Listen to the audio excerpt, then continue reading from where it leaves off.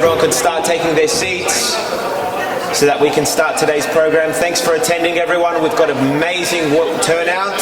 We've got a great schedule planned for everyone here. Really excited to show it all with you.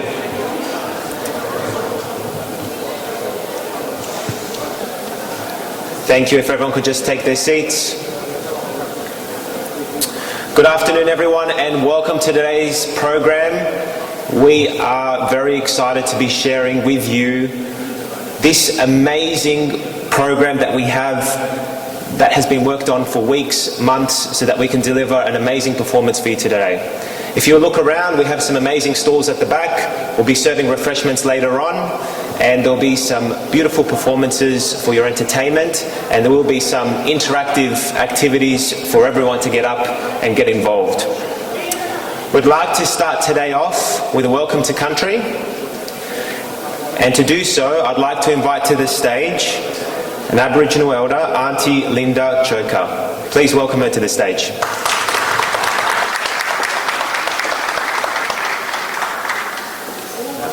Thank you. It might be a bit high. Thank you. Ngati Boreang Gamarada, Nangambi Nanawali Djura Glenda Chalker, which means good day friend. My name is Glenda Chalker. I'm a Darrell woman of the Kubichbata clan, the traditional people who belong to this land where we are on today. Kubichbata means white pipe clay plenty, but they were better known as the Cowpashas tribe, because of their association to the area where the missing cattle from Sydney were found at Menangle in 1795. Much of the Macarthur area we know today became known as the Cowpastures. My ancestors had possibly already drawn the two bulls in a shelter at Kent Lynn near Campbelltown, even before they had ever seen a white man. This shelter has become known as Bull Cave, and we know that they are the two original bulls that arrived here in Sydney in 1788 because they had had their horns removed for the boat journey, for theirs and everyone else's safety on board the ship. Bull Cave has recently been added to the State Heritage Register, but I believe it is of national significance. This is the story of the movement of firstly the cattle, followed by the invaders into Nauru, or country of my family. It began the atrocities that took place in the Greater Sydney area, including at Appin in 1816, which then went on to other such events all over Australia. I'm a descendant of Girrabunga, who was a survivor of the Appin massacre, which took place at Appin in 1816, where at least 14 Aboriginal men, women and children were killed under the orders of Governor Lachlan Macquarie. After the massacre on the 17th of April 1816, surviving members of my family and others moved onto the property of John and Elizabeth MacArthur, known as Camden Park, where they remained until 1973, when my uncle and great uncle were the last to live and work there on Camden Park. I was born and grew up in Camden and have lived on country all of my life, as did countless generations before me. Thursday, the 26th of May, which we've only just passed, was Sorry Day, a day of remembrance of the stolen generations and the national apology by the then Prime Minister Kevin Rudd on the 13th of February 2008. Sorry Day this year was held at the Mount Anna Botanic Gardens Herbarium. The 27th of May began Reconciliation Week through to the 3rd of June. I know that's over and done with, but the theme for this year is Be Brave, Make Change. It is a challenge to all Australians to be brave and tackle the unfinished business of reconciliation.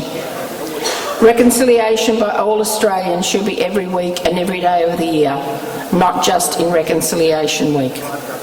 It is a time for all Australians to learn about our shared histories and culture.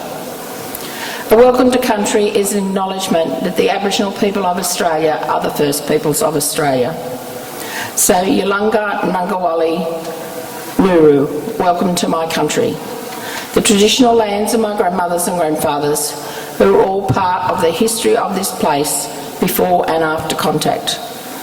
I would also like to acknowledge and pay my respects to elders past and present of all Aboriginal people here today and of all all the refugees that are here today that have come to live in Australia. Australia is Aboriginal land, always was and always will be. Thank you.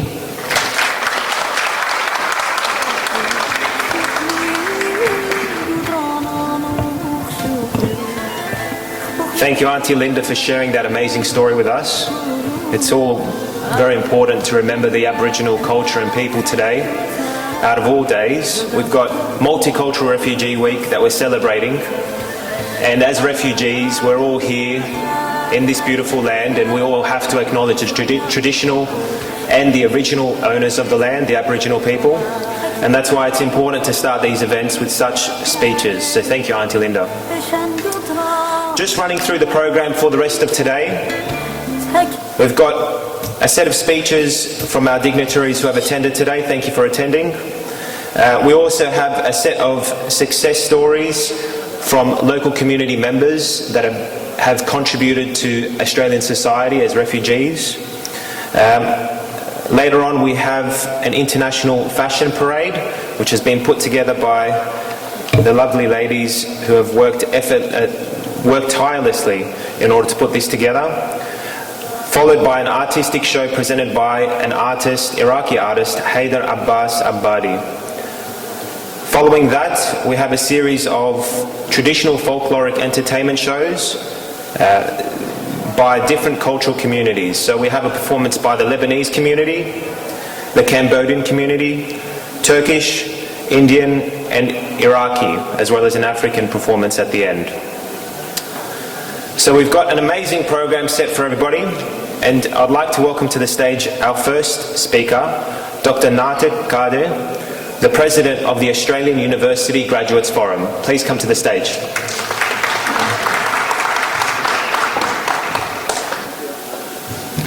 Good afternoon, everyone. Welcome in this event. First of all, I would like to acknowledge the traditional owners of the land on which we meet today. I would also like to pay my respect to the elders past, present, and future. Dear officials, we have some absent today, so forgive me, I will just pass the names. Welcome all officials attending this event. I will appreciate all valuable guests attending this event. We've been working hard, putting together all the aspects, all the elements to celebrate this special day, the Refugee Days. The day we remember all these people suffering and people losing way of life, culture, losing land, and moving around finding safe haven.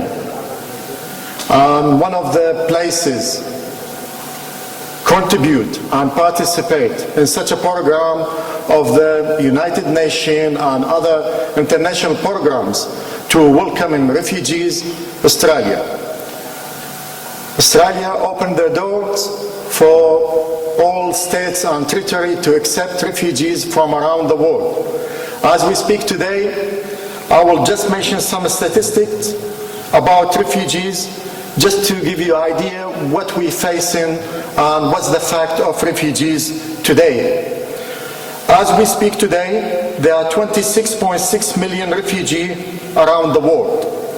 26.6 million. There are 50.9 million internally displaced people.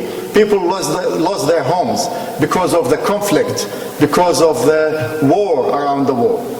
And there are 4.4 million of asylum seekers. Asylum seekers looking for opportunity, looking for a place to save their lives and their loved one lives. Why I mention this?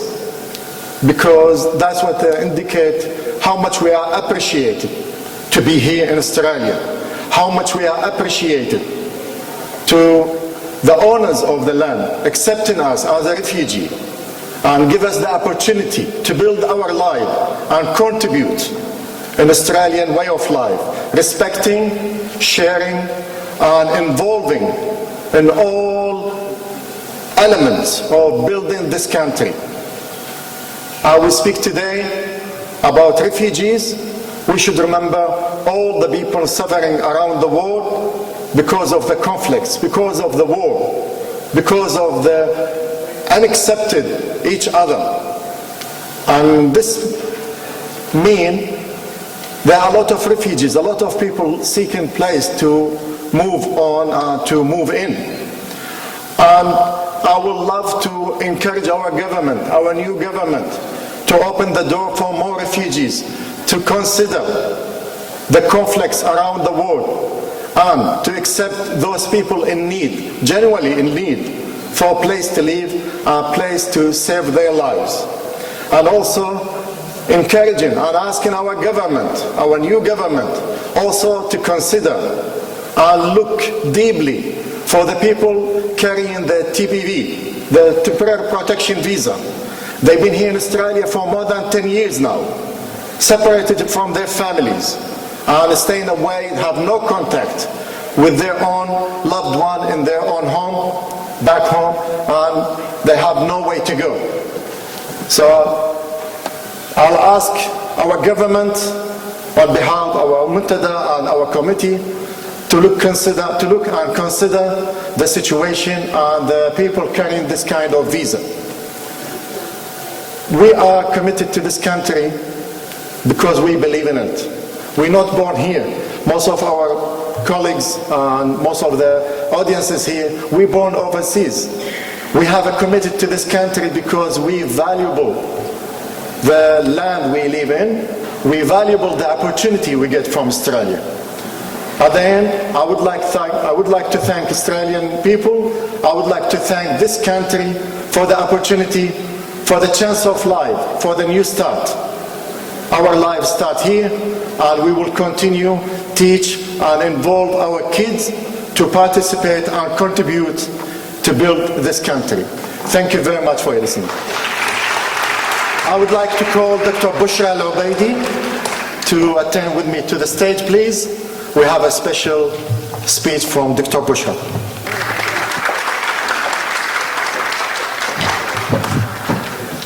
Hi everybody. I don't want to repeat myself. I want to acknowledge the Minister of Multiculturalism. You are most welcome, and all our guests. I don't want to forget somebody. Ladies and gentlemen, good evening. Today I will talk in two capacities, which is relevant to today's celebration. My status as a refugee who was welcomed by this wonderful country more than 20 years.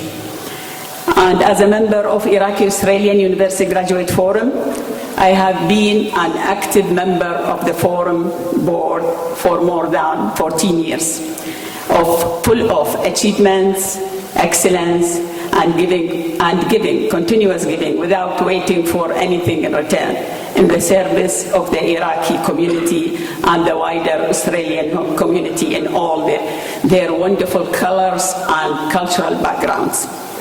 Through these years, the forum's relentless work and dedication made it entertain a very distinguished status among government circles and community organizations.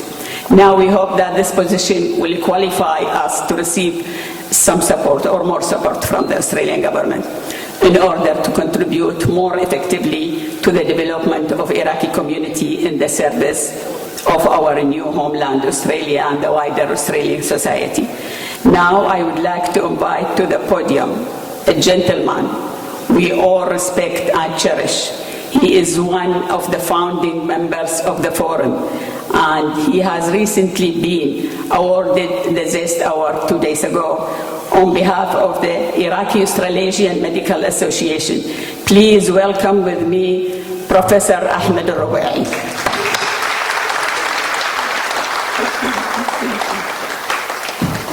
Thank you very much, Dr. Bushra. Thanks, Dr. Nath. I think my part here will be virtually just to celebrate with you the Zest Award that our organization, the Iraqi Australasian Medical Association, awarded 2 days ago. This high-profile award was awarded in appreciation of the hard work and great effort of a voluntary organization for doctors without any support from any side in educating the community, the Arabic, Middle Eastern, and the cult community about Corona when it's declared as a pandemic, and then through a very active campaign to encourage people to have the vaccination. In fact, we were and we're still very excited to have this award. The most important part of this excitement is that it showed again that migrant refugees can have a big role in the building and the servicing of our Australia. The campaign, which started in March last year, went through a series of webinars and meetings, which exceeded 60 webinars, both in English and in Arabic, mainly for the community, but also for clinicians and practitioners, about the rollout of the vaccines. Major excitement is to know that this campaign play a major role in changing the rate of vaccination in our areas, which include Bankstown, Canterbury, LGA, Campbelltown, Liverpool, and Bankstown, from the lowest rate in New South Wales of about 7% to a rate which was equal and sometimes better than some other advanced LGA in the eastern or northern suburb. That is in less than 4 weeks. And this is the assessment of the health department, the assessment of the area about this. So our message that we are here also to serve our country, to serve Australia. And we can play a major role in this from different specialty, from different aspects. Thank you very much.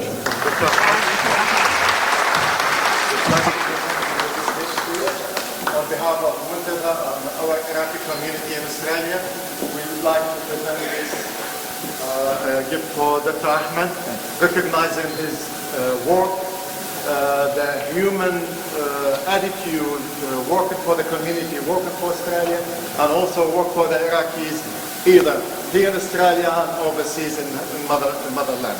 Thank you very much, Dr. Ahmed. Thank you.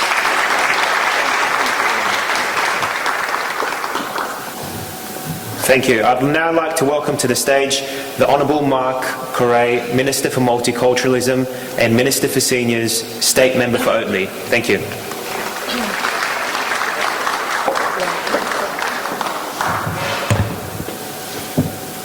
Well, ladies and gentlemen, it's a great honour to be here today, and I want to thank each and every one of you for braving the cold weather outside. It's still pretty cold outside. I want to begin by acknowledging, of course, the traditional owners of the lands in which we meet today and pay my respects to elders past, present and emerging. I want to begin by acknowledging the Iraqi Australian University Graduates Forum, my good friend, Dr. Bushra. I told you I'd be here, didn't I? I promised months ago I'd be here. And members of the hard-working team and doctors, Dr. Ahmed, Dr. Hassam, and many others that are here today forming part of this great team. I also acknowledge, of course, all our leaders in the community and the multicultural community groups that are here today. Your good self, my good friend over here, the Mayor of Liverpool, Ned Manoon. Well, ladies and gentlemen, it's a great honour to be here today, which today marks the beginning of Refugee Week. And the theme of this week, of course, as we know, is healing. And we also celebrate the wonderful contributions of refugees and asylum seekers throughout Australia. And it is great to join you today to celebrate the incredible achievements of our refugee communities right across New South Wales. And Refugee Week, as I said, is an opportunity for everyone to reflect on the lived experiences of refugees and the strength that they provide our great nation. For many, many decades, Australia has been a leader in helping refugees settle successfully in Australia. And the New South Wales Government is working very, very hard to ensure people fleeing to our shores and those that help them have the resources that they need to stay healthy and safe. And over the years, as you know, our government, the New South Wales Government, has lifted the quota or the number of refugees entering New South Wales. And with that, of course, we've backed that up as a government by offering free fee training services, employment support programs from health, housing, employment services for refugees, and of course help with translation of services. And of course we know that refugees and asylum seekers and international students and people on temporary visas are one of the most greatly impacted groups, as we've heard previously, of the recent pandemic. And that is why we're investing just shy of $70 million into community-run programs to help our state recover and to help our refugees through it. We're offering $11 million in funding in specialist NGOs and grassroots community groups. And we've also moved to support our many migrant resource centres with funding to help people with food, rent, bills, fuel and transport costs. And importantly, we're also supporting the provision of mental and physical health services to those that need it most. This government is working hard to support our multicultural communities right across the state and to help them become stronger and more resilient. Our contributions and our commitments are more vulnerable today than ever. And as global conflicts uproot families, their peaceful way of life, the government is working directly with the federal government and of course our New South Wales Coordinator General of Settlement, Professor Peter Shergold, and to do this to ensure that people who come here get the best possible support to make a new life for themselves and their families. Just last Tuesday I was in Armidale to see the Yazidis community, who have been there now for a couple of months, in fact a couple of years I should say, and helping them grow from strength to strength. Many of them are in support services funded by the state government to help them grow their crops and to sell that produce to the rest of the community in Armidale. There has never been, I think, a community like the Yazidis community where the local community at Armidale have really embraced them with open arms over many, many years, over the last 3 or 4 years. I got to visit one of the local primary schools where the school captain is from a Yazidis background. The vice captain, he too is from a Yazidis background. And I was able to tell them, I was able to ask them, what is the one thing you like about Armidale? And they said, the love from the general community. These are 7, 8 and 9-year-olds. I asked them also, what is their favourite sport? Their favourite sport is soccer. And that morning they were awake, barracking for Australia against Peru, just like I was with my 8-year-old at 3 o'clock in the morning. And they loved what they saw on television. Every one of them might be from a Yazidis background, but every one of them were going for Australia that morning. So as Minister for Multiculturalism, it is a great opportunity to do what I can across the state to help our newly arrived migrants, our refugees, our temporary protection holders, and to ensure that they are front and centre of government decision making and of course government programs. Ladies and gentlemen, New South Wales, in fact Australia, is I think one of the best examples of multiculturalism anywhere in the world. We have people from all corners of the globe, 300 different ancestries, speaking over 200 different languages, worshipping and following over 146 different religions. A perfect example of just how multicultural communities can work, live and work together. So today I want to commend the wonderful efforts of the Iraqi Australian University Graduates Forum for bringing us all today to mark what will no doubt be a brilliant, fantastic and enjoyable week to mark Refugee Week. Thank you very much.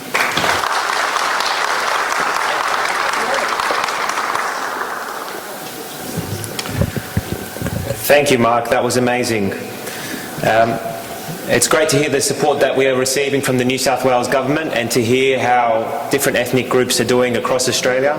So thank you for that update. And it's particularly pleasing to hear how the New South Wales Government is putting their money where their mouth is and really contributing towards the refugee communities here in New South Wales. So thank you for that. I would like to now welcome to the stage Mayor Ned Manoon, Mayor of the City of Liverpool. Thank you.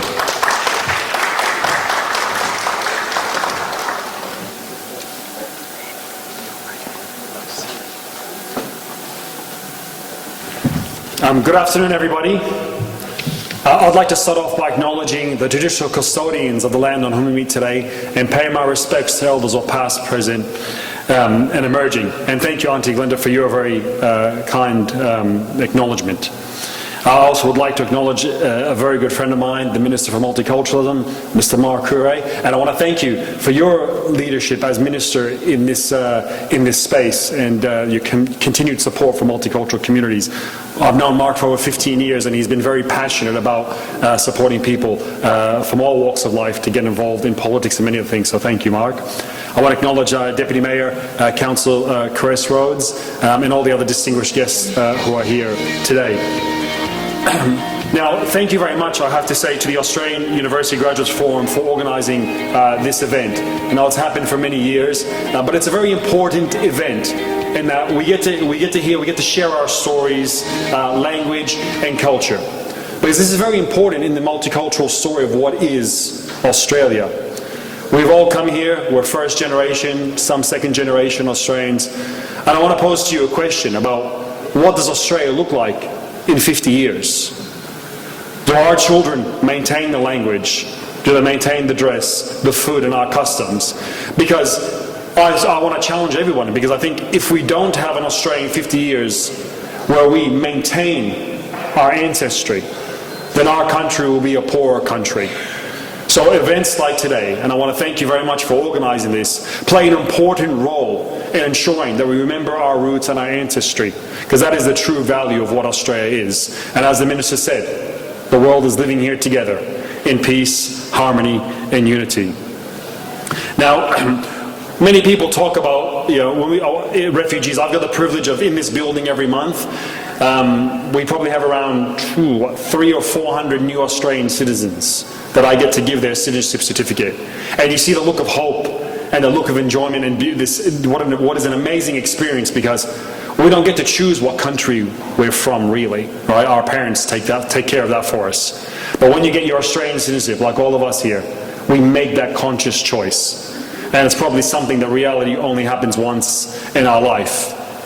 Now, there are people in the community who maybe they think are refugees. They don't think very highly of refugees. Now, my parents, they fled Lebanon back in the Civil War, but I actually went to America first, and I was born in America, and my parents migrated here in '93. And I got to say, let's look at some of the things that people talk about. They say, oh, migrants, refugees, they drive up housing prices. Last year, we had the biggest single rise in Australian housing prices, 21%, yet we had no migration. Every one of us, more than likely us, has a smartphone in our pocket. Well, guess who invented that? That was the son of a refugee from Syria who invented the iPhone, Mr. Steve Jobs. They don't go there and talk about that. So can I say, on behalf of myself and the people of Liverpool, to all of the migrants and refugees, ahla wa sahlan. Right? And it's a very theme, because the theme is the year of welcome, so this is what it's about. I tell people when you get your citizenship, I say to them, be ambitious, but be ambitious not for your own personal gain, but be ambitious for the contribution you can make to society, right? Because I look forward to the day that the son or daughter of a refugee is the one who goes out there, works in Liverpool at the Indian Institute and cures cancer. Because this is what we are seeing every day. We know the potential. I think this is a beautiful thing, and hopefully in Liverpool and the rest of New South Wales and Australia, we get to celebrate and encourage and grow that. I want to leave on this point that We heard Auntie Glenda who say those wonderful the words before, and that small acknowledgement and learning about First Nations culture. Now, unfortunately, we see today, why are we refugees? Because of war. Because of people who are in power in positions of power who don't know how to function properly, do not promote peace, they promote war, which means we all have to leave our countries. Now, sometimes it's different. And I think if you look at what's happened here in the First Nations history, a culture that's been here for 40,000 years, we as new Australians need to acknowledge and continue to work towards reconciliation, as Auntie Glenda said, because that's vital as us as refugees, because we understand how bad things can happen and how we can make things good. So I think it's up for us to do that. So ladies and gentlemen, thank you very much for allowing me to be here. Welcome to the Casula Palace, and please enjoy this. And thank you very much for organising the event, and we're glad to continue supporting you in the future. Thank you.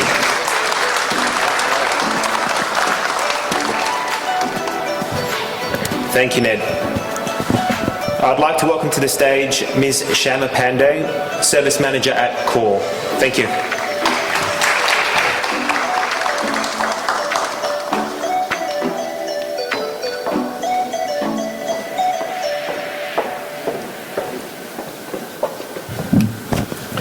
Good afternoon, everybody. Thank you, Auntie Glenda, for a beautiful welcome to the country. I would also like to acknowledge the traditional custodian of this land on which we meet today and pay my respect to their elders, past, present, and emerging. I'd also like to acknowledge the presence of Honourable Mark Curray, Minister of Multiculturalism and Mayor of Liverpool City Council, Ned Manoon, and other distinguished guests who are with us today. My name is Shama Pandey, and I'm from CORE Community Services. As an organisation, we have served Southwest Sydney for past 40-odd years in various spaces such as aged and disability, multicultural communities, youth services and children's services. In settlement space, we have worked with Iraqi Australian Graduate Forum at the coalface for past 14 years, providing settlement assistance to newly arrived migrants, refugee, humanitarian entrants settling in Fairfield, LGA. Now, Almantada, as we lovingly call them, has been instrumental in providing a safe space for newly arrived refugees and humanitarian entrants. They have provided the connection and connection to the community. Now, the commitment towards representing Iraq at its home, its cultural and linguistic diversity has been exemplary. Now, if we look at the back, we could see various cultural dresses, and I am sure that represent various linguistic diversity as well. Now, I'm confident that you all will agree with me when I say a journey from war towards peace, from fear towards safety, from rejection towards acceptance, and from wound to healing only happens when we, as a human being, make a conscious choice to form a palpable emotional connection with each other. I mean, now if we look around June 2022, and there is a war engulfing us, and COVID crisis is still happening, as we know. Now, we need to move from this space toward the space of healing. Healing needs to happen as quickly, as desperately, and as truly as possible. Now, this year Refugee Week is all about healing as well. Now, if you ask me what is healing, the meaning of healing for me might be completely different to you, but at the crux of healing, it's all about the addressing the needs such as spiritual connection, cultural connection, physical and mental connection. And healing happens when there is a strong cultural connection to the process. So I would actually like to that effect, I would like to bring the focus on Almantada. Now, Al-Muntada has been operating for more than 14 years, and they have a cultural salon that brings people from different walks of their life and help them to express through arts. What a wonderful idea, healing through arts. Now they also have a human rights committee where they address issues, very important issues such as racism, extremism. They have the Academician Committee in Australia and New Zealand that actually publishes a journal, peer-reviewed journal every month. Now, look at the mammoth task they're actually doing. But amidst all of this, what I want to talk about today is their leadership that they've shown during COVID crisis. Now, as we all know, Dr. Bushra, we know Dr. Ahmed, and all others who have worked tirelessly during this pandemic. What I can tell you for the fact is, Dr. Bushra, where are you, by the way? If you can, there you go. Dr. Bushra used to call more than 70 clients every day, telling them about why is vaccination important, what's happening in the community. She used to talk to everybody, and she used to tell me, Shama, like, I can't talk anymore. I don't want to talk to my husband anymore now because I've done so much talking. Similarly, Dr. Ahmed, the associate professor and a very renowned gastroenterologist and our beloved community leader. He's, and correct me if I'm wrong with the number, but as I've been told that he's done more than 17 medical information sessions talking about vaccinations, importance of vaccination. And everything happened in their time, in their own time. Volunteers, community leaders, they were pushed and pulled in every direction, but they have done such a tremendous work around that. Now, I know I've been given a very strict time frame, around 2 minutes. I've overgone through that. But since we have a Minister of Multiculturalism, Mark Kure, here with us, I want to personally use this platform for you to look into more grant initiatives that are very specific to new and emerging communities. Al-Muntada relies heavily on volunteers and one-off short-term small grants to manage the operation. And we all know the challenges of that, no sustainability, and the critical role that they play in fostering social interaction, social cohesion, providing safe space. That needs to be acknowledged, Minister. So I would really make this point to request you to make adequate funding available for Al-Muntada. Now, I also want to thank you. I also want to congratulate Al-Muntada, Dr. Ahmed, for his work and for winning the CESTA Award for the extraordinary work in the vaccination, about the rollout of vaccination space. Thank you very much.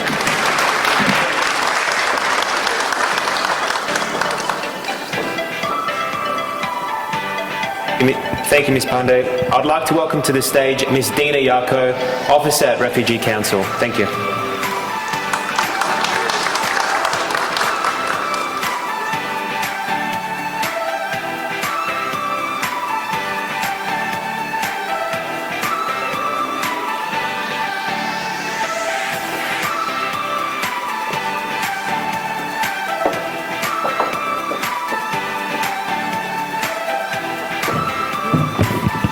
Okay, I'm under pressure, 2 minutes, so someone's got to time me. Okay, good afternoon everyone, and thank you for joining us here today for the annual Multicultural Refugee Week Festival 2023, hosted by the Australian Iraqi Graduates Forum and supported by many wonderful organisations. I would also like to begin by acknowledging and paying my respects to the traditional custodians of the land on which we are gathered here today.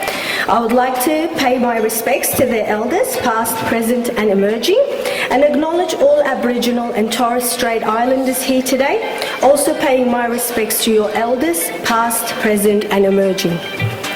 As an Indigenous person from the land between the two rivers, Mitnahre, or otherwise known as Mesopotamia, I am grateful for the opportunity to be here today to pay my respects not only for the First Nations people of this land, but extended to the First Nations people around the globe. We recognise you. We hear you, and we will continue your journey and connection to spirit and land. Our recognition ensures our survival. My name is Dina Yako, and I am the Community Engagement Director at the Refugee Council of Australia, and a proud former refugee from Iraq who arrived to Australia over 30 years ago. Formed in November 1981, the Refugee Council of Australia is a not-for-profit, non-government organisation and is the national umbrella body for refugees and the organisations and individuals who support them. Today, we kick off the celebrations of Refugee Week 2023 and embark on a journey to recognise and celebrate Refugee Week in Australia's peak annual activity to inform the public about refugees and celebrate the positive contributions they make to Australia, to Australian society. The theme of Refugee Week this year is healing. Of course, as Dr. Natak stated, every year millions of people are forced to flee their homes in search of safety.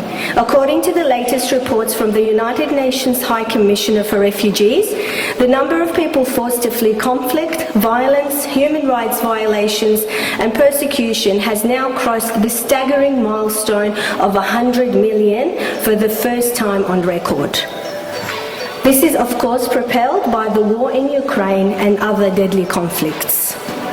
In public discussions of refugee issues in Australia, the voices of people who have been refugees are frequently missing. This means issues affecting refugees are often misrepresented, while the personal dimensions of the refugee experience, i.e. what it means to be forced from one's country because of persecution and then trying to build a new life in Australia, are completely absent. Furthermore, without intergroup contact between those who have had to seek asylum and those who have not, there are continuous attitudes and stereotypes that are likely to remain in place. By putting a face to what is often an abstract political issue, RCOA's aim is to confront prejudice and stereotypes. Moreover, we empower refugees to take control of their own public representation. The past decade has been a tough time for many people who have sought refugee protection in Australia. This is particularly so that the 1,380 people still struggling under Australia's offshore processing policy, the 19,000 refugees subject to temporary protection, the 30,000 people left with no safety net while they wait interminably for an initial decision on their application. We particularly also look forward to the newly elected Labor Party implementing its pledge to abolish temporary protection as quickly as possible, to enable the 19,000 refugees affected by this policy to fully embrace the opportunity to make a long life contribution to Australia. This policy has been particularly unjust, needless, punishing hard-working people by denying them the certainty of permanent protection from persecution in their home country and preventing them from returning with separated family members. We also look forward to the government implementing the Labor Party's platform to expand the refugee and humanitarian program progressively to 20,007 places per year and build a community sponsorship program of 5,000 places. The recent cuts to the humanitarian program and the failure to restore 13,400 visas not issued over the previous 2 financial years have come at a time when resettlement as a solution for refugee is more needed than ever before. During these unprecedented times, the Refugee Council of Australia has continued to work effectively with and for refugees and people seeking asylum, ensuring that their voices are centred and amplified in all of our advocacy and representation. Refugee Week will be celebrated between the 19th and the 25th of June. I encourage you all to take the challenges of welcoming those who have come to our shores, those awaiting for resettlement, and those who are currently hoping for a safe place to call home. Please, please, please take the following pledges and make them public. To those who have come far and wide, I am happy you're here. To those refugees who enrich the community and make it vibrant and unique, we are happy you are here. Now, I know they're telling me to hurry it up. I will. This is the end of it. Now I want everyone to repeat after me, please. I am happy you're safe. I am happy you're free. And I am happy you are here. Thank you very much.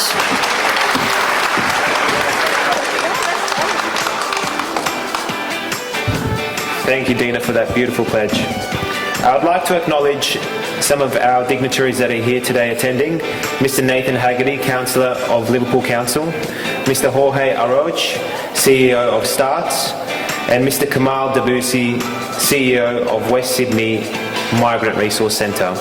There are a few apologies as well from the Honourable Anne Stanley, Federal Member for Warrawa, and apologies from Miss Melanie Gibbons, MP, State Member for Holsworthy. I'd like to move on to the next segment on an upbeat tone, and that is the success stories, community role models, agents for peace, and ambassadors for harmony. These community role models are being celebrated today, and they're going to be sharing part of their story as to why they're here and what they have contributed to Australian society. The first person I'd like to welcome to the stage is Samah Shtar from the Refugee Council. Samah, could you come forward? Thank you.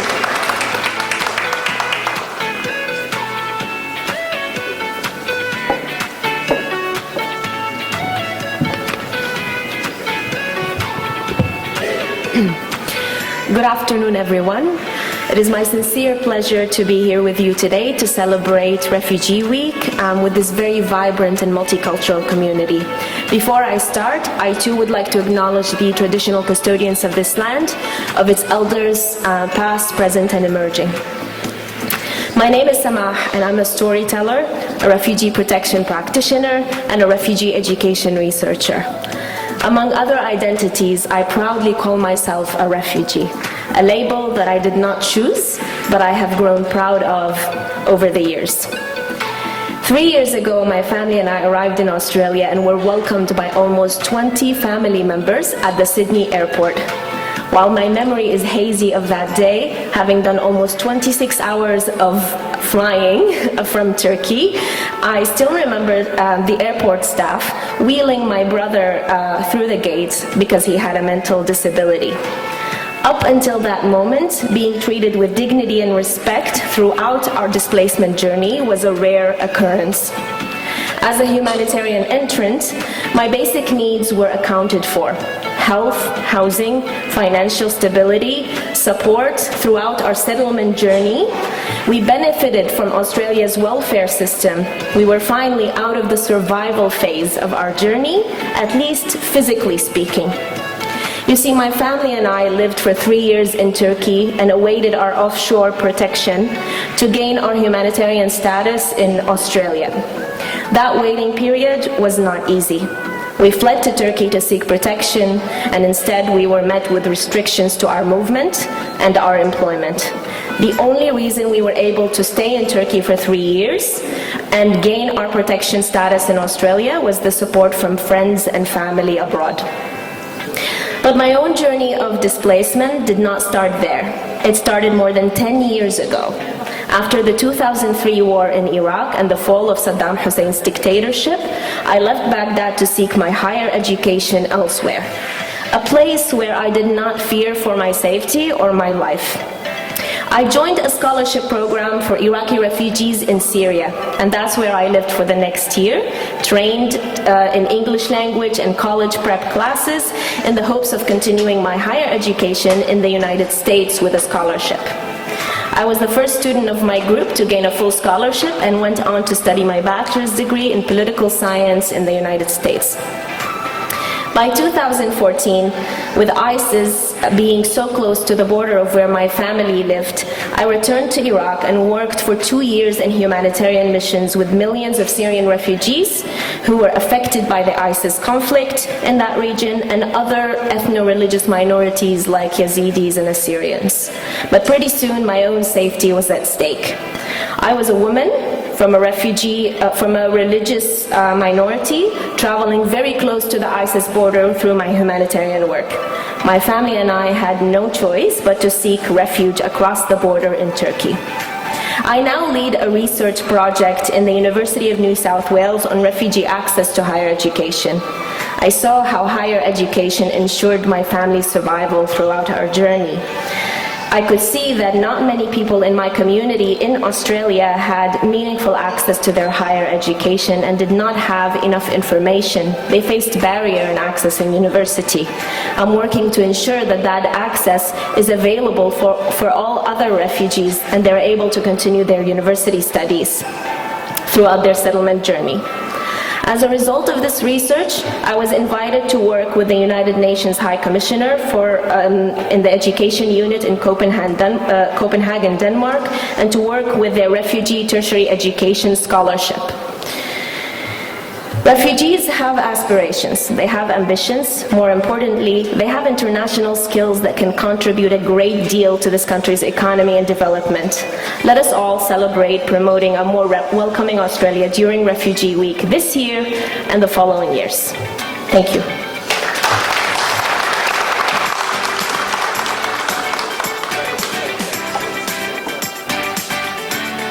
So I would like to invite Mr. Mark Correa back to the stage to hand an award.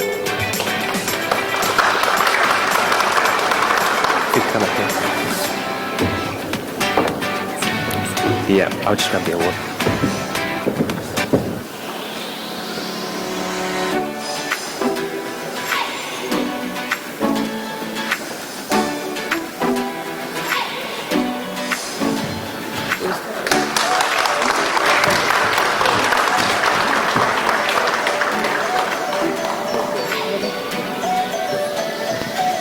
Thank you.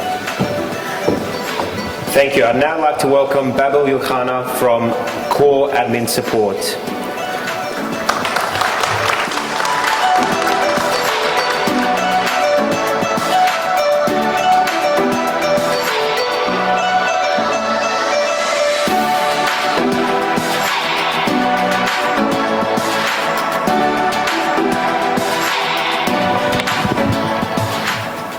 I promise I will keep it short and sweet. Good afternoon, everyone. I would like to start by acknowledging the traditional owners of the land that we meet on today. I would also like to pay my respect to elders past, present, and emerging. I would also like to thank the organizers of this event for inviting me to share my story today. My name is Babel Yohana. I came to Australia 5 years ago with my family. I had limited knowledge about the Australian culture and the services available to support refugees who newly arrived to Australia. I studied English for academic purposes to improve my English for further education and employment. After that, I completed my diploma of community services, my diploma of counselling, and I'm currently completing my last year of uni studying Bachelor of Social Science, majoring in behavioural studies at Swinburne University. Australia has offered us as refugees opportunities to build our life, future, and the future of generations to come. I tried to help as many people as possible throughout my journey with Core Community Services. I learned how to give back to the community while working with Core. I started with Core as a student placement back in 2018. After finishing my placement, I stayed with Core as a volunteer for about a year. A year later, I was offered a casual position at Core Head Office to support the admin team and to also support the new arrival to Australia to find the services they needed. Few months later, I was offered a part-time role at Core with the Age and Disability Services. I worked as a part-time employee for almost a year, and then I was offered a full-time position with the Age and Disability Services as well. When CORE arranged the service rewards and recognition this year, I was one of the people, one of the lucky employees who received the Teamwork Award. At that stage, I knew there's no magic to achievement. It's really about hard work, choices, and determinations. I think that all refugees and migrants, the strength and determination to move on and to restart their lives is stronger than the pain and hardship that they have been through. The one advice that I can give today to all refugees is that hard work is the real key to success. Keep your eyes on your goal and just keep taking these next steps towards achieving your goals. Thank you so much.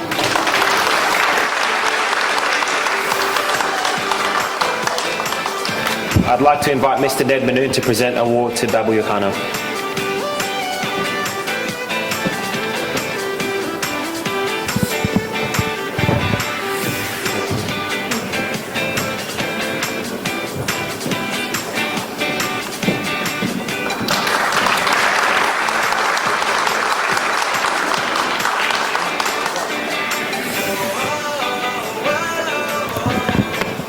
Thank you very much. I'd like to welcome to the stage our last success story, Rosemary Karaoke, Australian Champion of the Year 2019.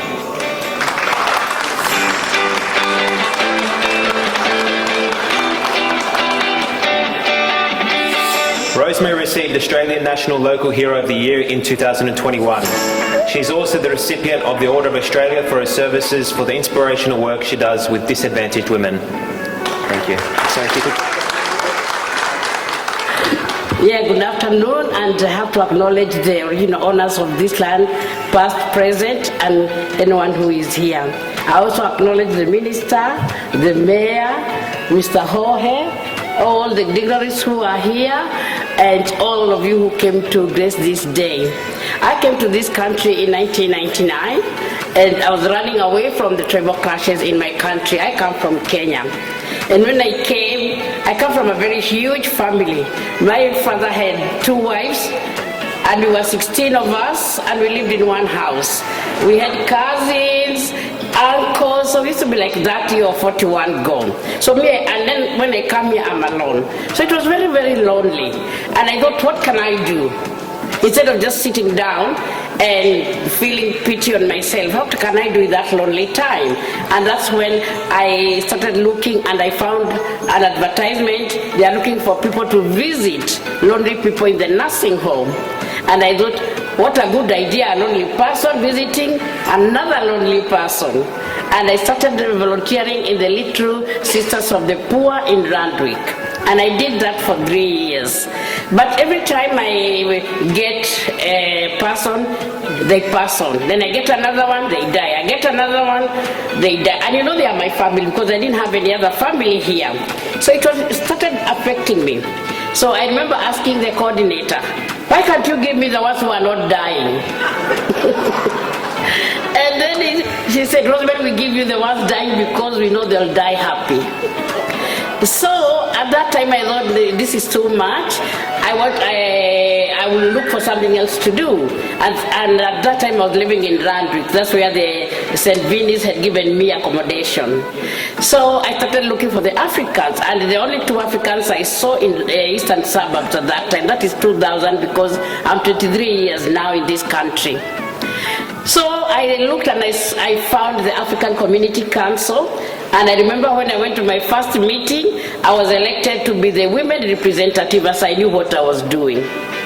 So my opponent, when she stood to talk, to sell herself, she said, oh, I have this masters, I have this, I have this.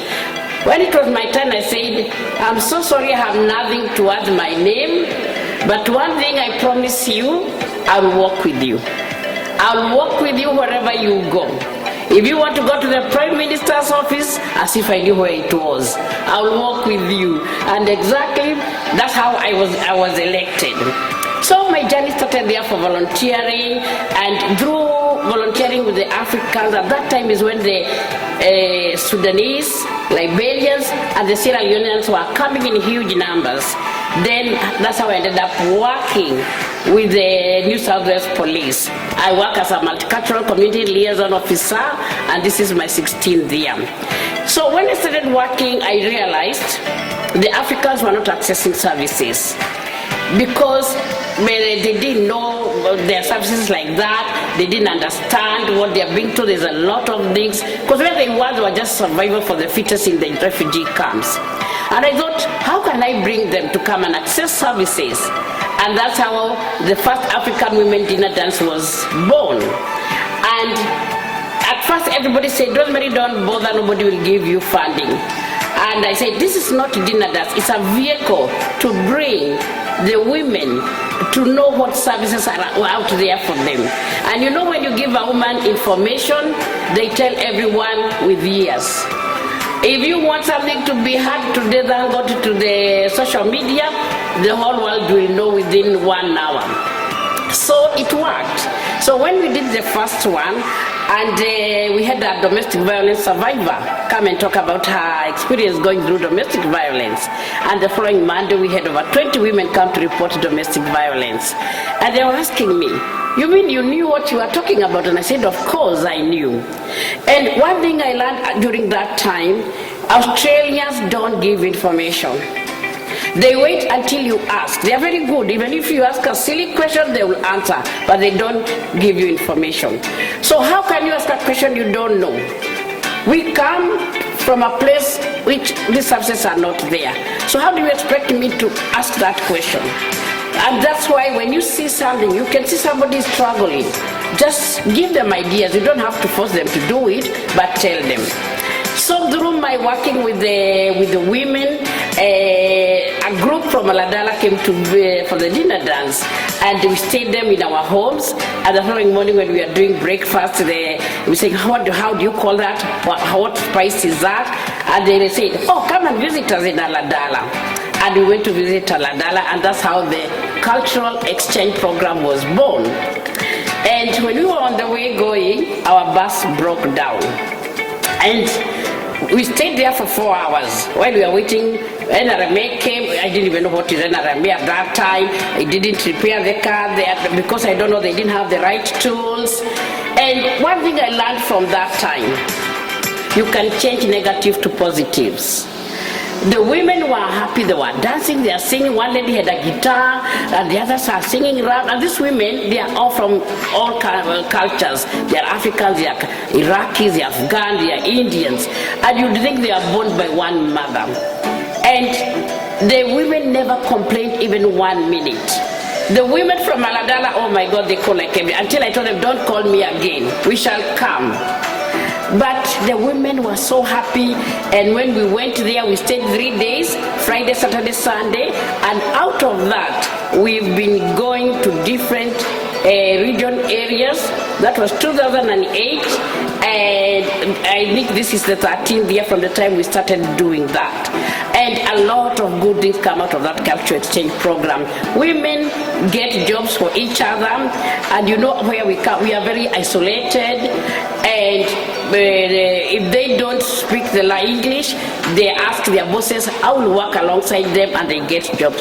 Out of all these things I do, and I do under African Women Group, I couldn't be able to do that without being helped by an organization like STARTS, organization like Migrant Resource Center, because I'm not funded. And I had the co-manager talk about funding the grassroots organizations. We do a lot of work. We are the ones who work with the communities there on the ground. We are the ones who know what is happening. Then we feed them to the migrant resource centers. So Mr. Minister, we would want you to look into that, or supporting those grassroots organizations so that they can be able to support these women on the ground and the families on the ground so that they can feed them to the community migrant resource centers.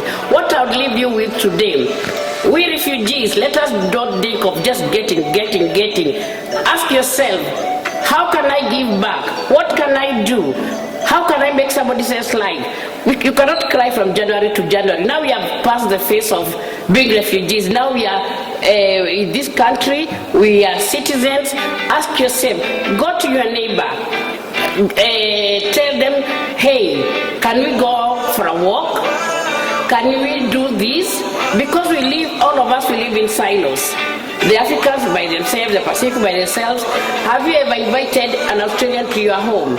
You know how to cook very good food. Invite them for, if it is Australian Day. Let us open doors for each other. Let us extend that hand. I know my time is going, but let us all look after each other. How our great and great grandparents used to do. We used to know all the neighbors. Now we don't know any neighbor. You don't know even the person we are working with. Let us start looking after each other, and that's how the healing starts. Thank you very much.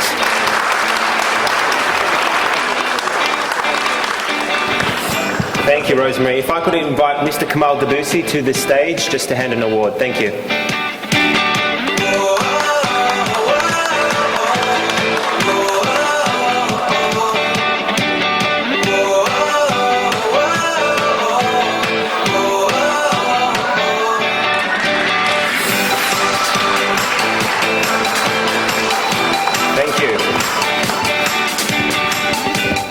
Well, we're having a brief intermission with the Lebanese folkloric dance that is now going to be performing for your pleasure. So please sit tight and try not to dance too much, but enjoy the music. Thank you.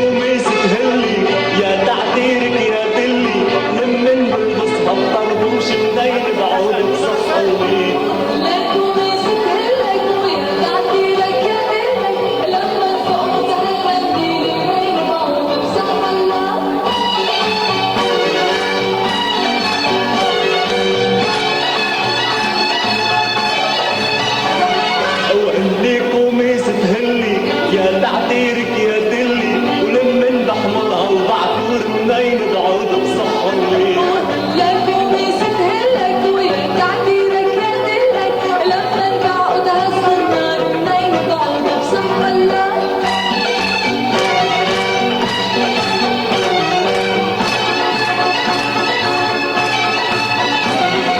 وانا اهلي ربوني لو زو سكر طعموني ولولا بطلب ست الحس بيعطوني عنا مزارع عمك يا طارق ما بقت ساعة انا اهلي ربوني دنيا بساتين وساعة وانا اهلي ربوني عالخبزي والزيتوني ومش رح اخد الا شكوكوني حبوا يا عيوني نحنا ما عنا بساتين عنا دوارة ياسمين ما بنآمن غير بالحب حاجي تتعب يا مسكين ليكو ميزة هلي قالوا لي توصلي وعم يحكوا عنك بالحي وما تدقي مش رح تقلي لك وميزة هلك ويقصف عمري اللي قالك بدي اعرف شو قالوا وين ما بتحكي يا قلك مش رح احكي شو بيصير ولا بخليك ترافقني درب البيت بعيد كتير روح وحدي ولا تضايقني ما بتخافي طيب روحي مش رح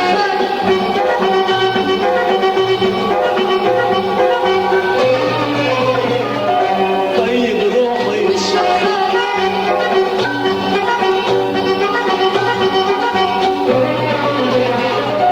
طيب روحي مش رح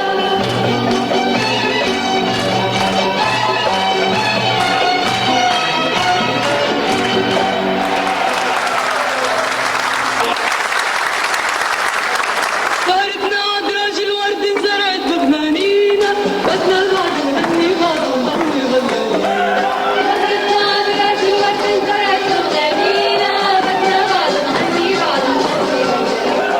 صارتنا عند راجل ورد انزرعت ببنانينا بدنا الوعد نغني بعض ونضوي غنانينا صارتنا عند راجل ورد انزرعت ببنانينا بدنا الوعد نغني بعض ونضوي هالجنينة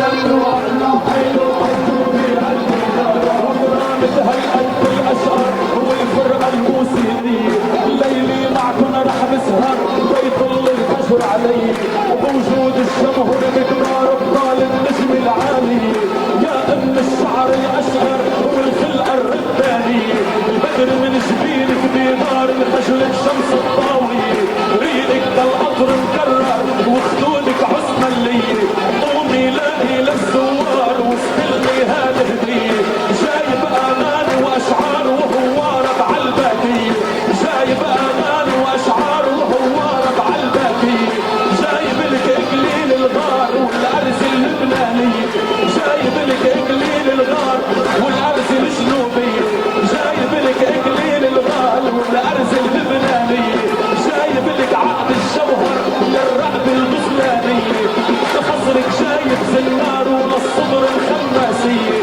بحبك قلبك مرمر بحبك قلبك مرمر ودخلك لك حب علي شعلتيني بقلب النار وما شفت بايدك نارا والهور يا الهوارة يا دينا ابويا الهوارة هور يا الهوارة يا دينا ابويا الهوارة من شدوا على الراحل وحطوا في قلبي نارا من شدوا على الراحل وحطوا في قلبي نارا هور يا ابو الهوارة يا دينا ابويا الهوارة هور يا ابو الهوارة يا دينا ابويا الهوارة شلب تحيا يا لبنان اسلام مع نصارى والهور يا ابو الهوارة يا دينا ابويا الهوارة هور يا ابو الهوارة يا دينا ابويا الهوارة من شدوا على الراحل وحطوا في قلبي نارا من شدوا على الراحل وحطوا في قلبي نارا القوي تبكيني لكنك يا سمر بعينيك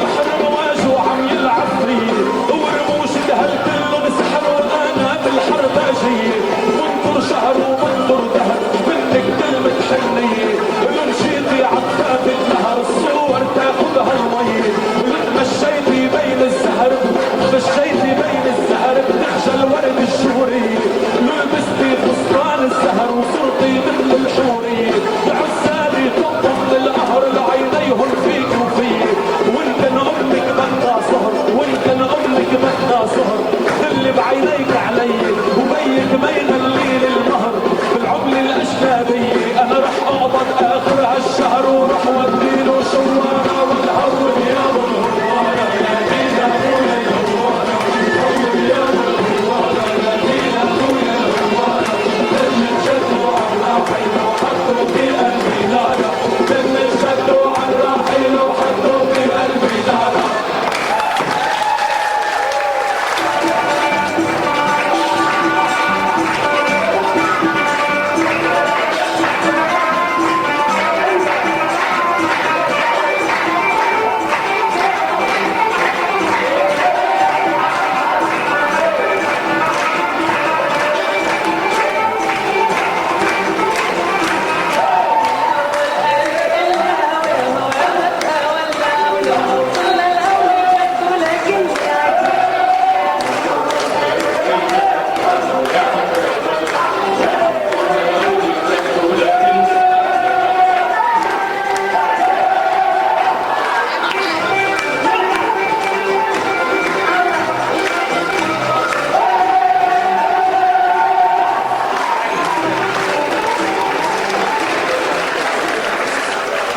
Thank you very much for that performance.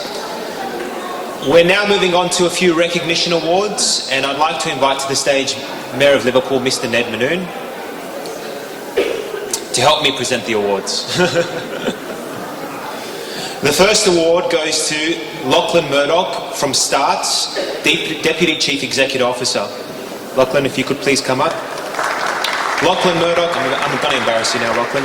Lachlan Murdoch is the Deputy Chief Executive Officer of STARTS, the New South Wales Service for the Treatment and Rehabilitation of Torture and Trauma Survivors. Lachlan has worked with refugees and asylum seekers for 25 years in a variety of capacities. Since joining STARTS, Lachlan has held several management positions delivering programs to refugee survivors of torture and trauma.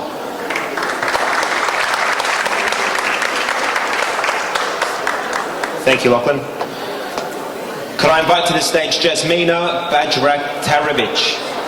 Hayward starts. Jasmina came to Australia in 1993 as a refugee from Bosnia-Herzegovina. She's a social worker, honours degree, and the community services coordinator at STARTS. Jasmina's involvement in the refugee field dates back to 1991 when she became involved in work with Bosnian refugees in Croatia through Sun Crockett Centre for Grassroots Relief Work, an implementing partner of the UN.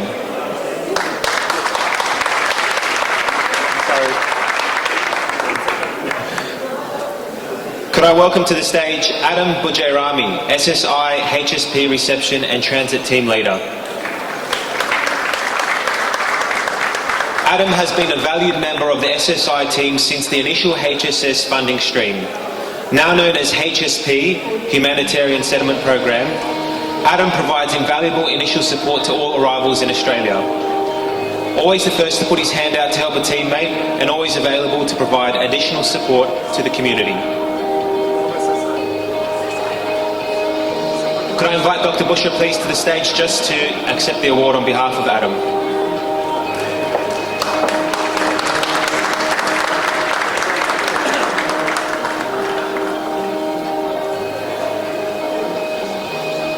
Thank you. Thank you, Ned, for your assistance.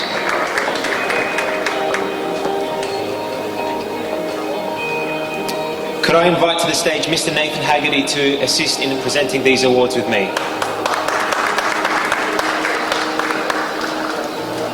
Could I welcome to the stage Nabaz Al-Qadi, SSI HSP Team Leader. Nabaz has been a long-standing team member with passion and advocacy at the core of everything he does. No job is too small or too large. Nabaz approaches each task with utmost importance and due diligence. I get it on behalf. Thank you. Thank you, Doctor. Thank you, Doctor.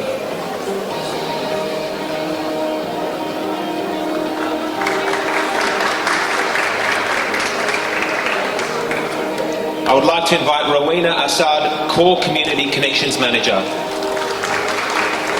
Rowena Assad is Australian-born Lebanese background. Rowena has been employed by Core Community Services for over 10 years.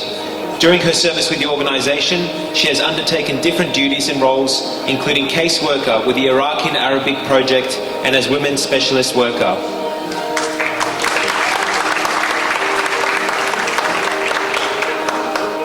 Congratulations, Rowena. Could I invite to the stage Aileen Yohana, Core Domestic and Family Violence Case Manager. Aileen is of Iraqi background. She's been employed by Core Community Services for over 10 years. During her service with the organisation, she has undertaken different duties and roles, with the most recent being a caseworker within the Iraqi and Arabic project. Aileen has served the Iraqi community through her effective casework in the settlement program as well as community capacity building, and now is Domestic and Family Violence Case Manager.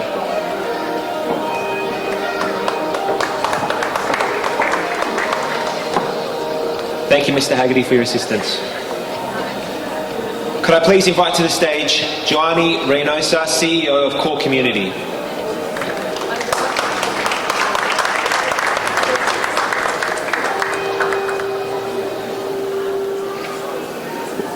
Thank you. If you can help me with the presentation. Could I invite to the stage Sophia Strickland, Western Sydney MRC Executive Assistant.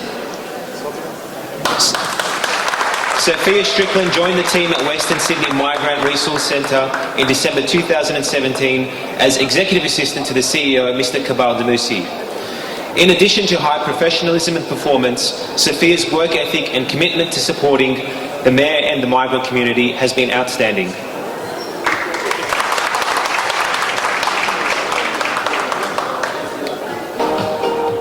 And the last award goes to Jamal Al-Milwi, Western Sydney MRC. Jamal has been a volunteer for over 5 years with Western Sydney MRC and an active community member. Jamal Al-Minwi has been a dedicated and reliable volunteer for over 5 years and an active community member. Thank you, Jamal.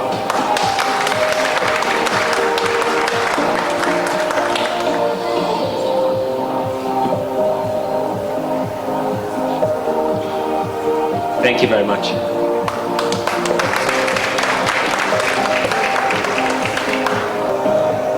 Thank you to and congratulations to all the award recipients. We're now into the next segment of today, the International Fashion Parade. The International Fashion Parade is a showcase of women in traditional and folkloric fashion from Iraq and various parts of the world. They've been standing at the top for a while and they're waiting to make their entrance, so please give them a warm round of applause to make them feel welcome. I'll be reading out a portion of the poetry in English, and here I'll be assisted with the Arabic portion.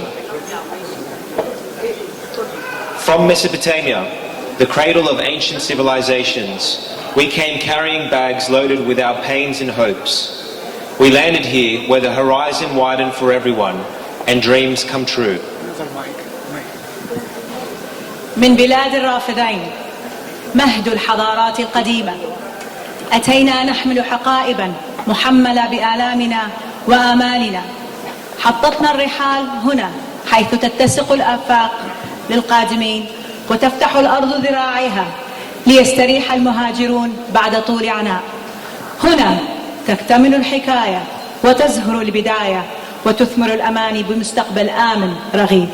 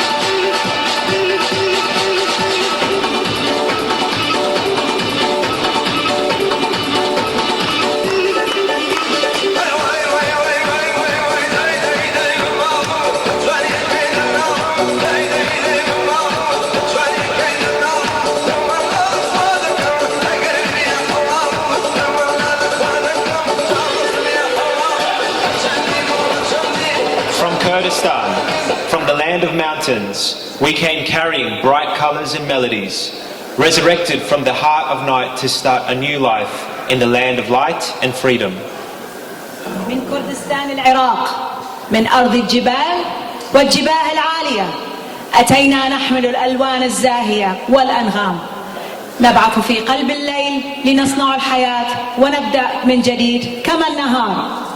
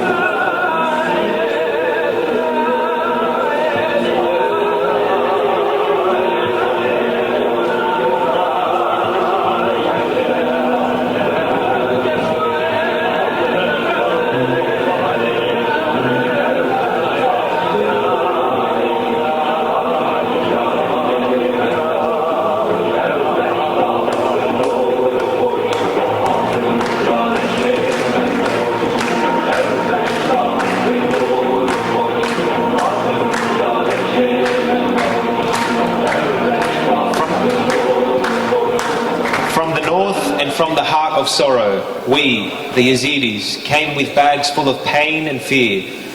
Here we will continue despite oppression, carrying light in our hearts, planting it wherever we go so that darkness can be defeated.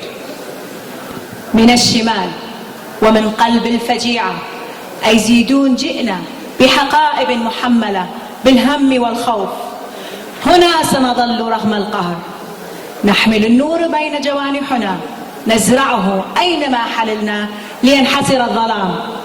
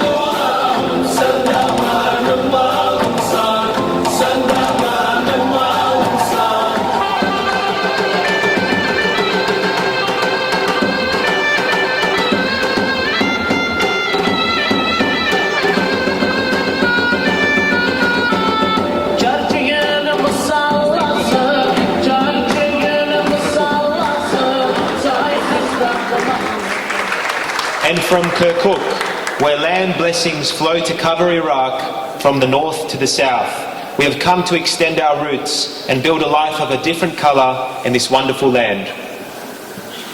ومن كركوك المحبة، من حيث ينبع الخير ليغمر العراق بفيضه من الشمال على الجنوب، جئنا نمد الجذور لنبني حياة من لون مختلف على هذه الأرض الطيبة.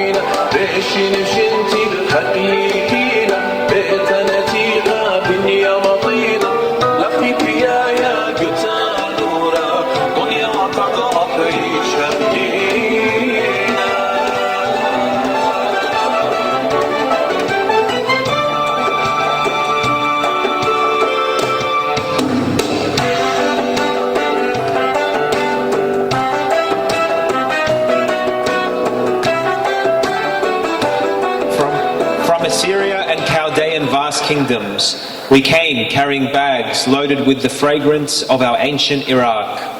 With us, the story began there, and here we are beginning a new story in our new beloved homeland. من آشور وكلدان الممالك الشاسعة والخيال، أتينا نحمل حقائب محملة بعمق عراقنا القديم. بنا بدأت الحكاية هناك، وها نحن هنا نبدأ حكاية جديدة في وطن جديد.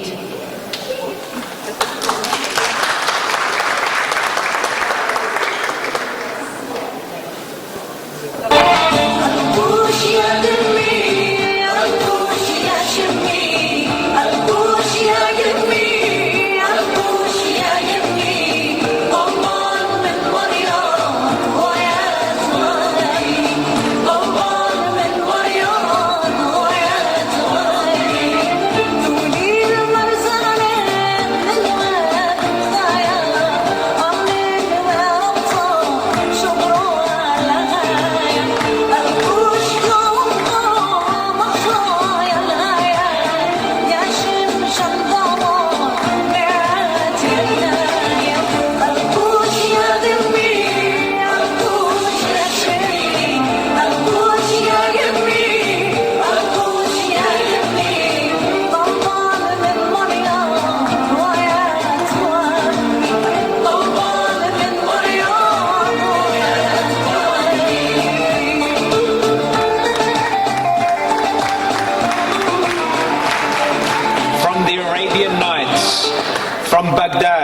that embraces all colours. We came carrying the Tigris, which gives life to every land and to us.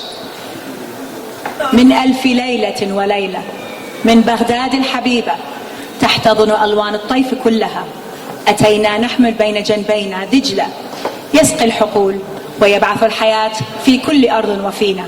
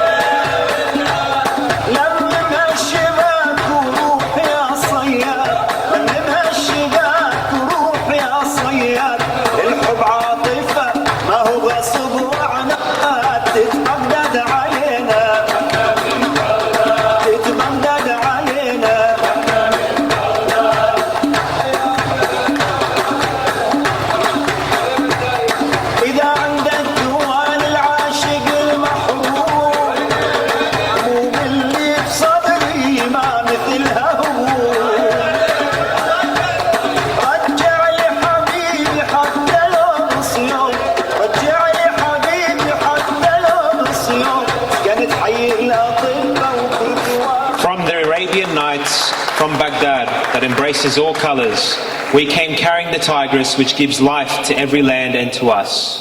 من ألف ليلة وليلة من بغداد الحبيبة تحتضن ألوان الطيف كلها أتينا نحمل بين جنبينا دجلة يسقي الحقول ويبعث الحياة في كل أرض وفينا.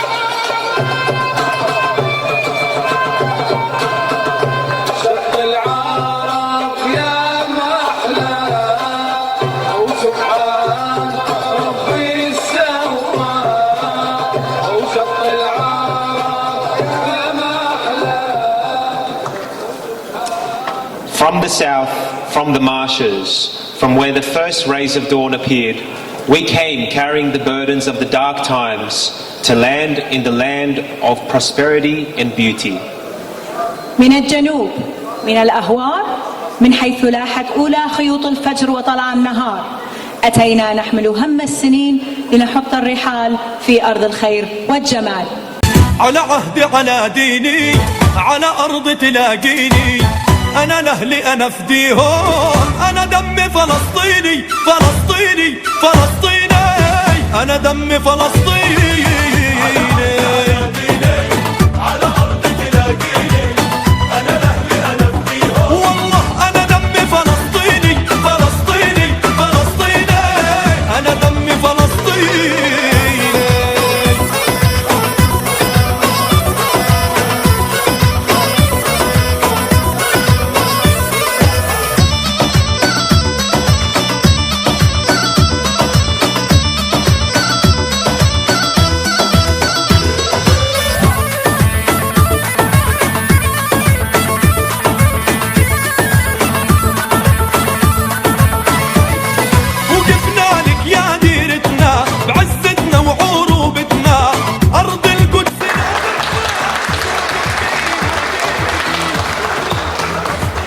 And now welcome with me our sister from our greater homeland, from the world, from Palestine.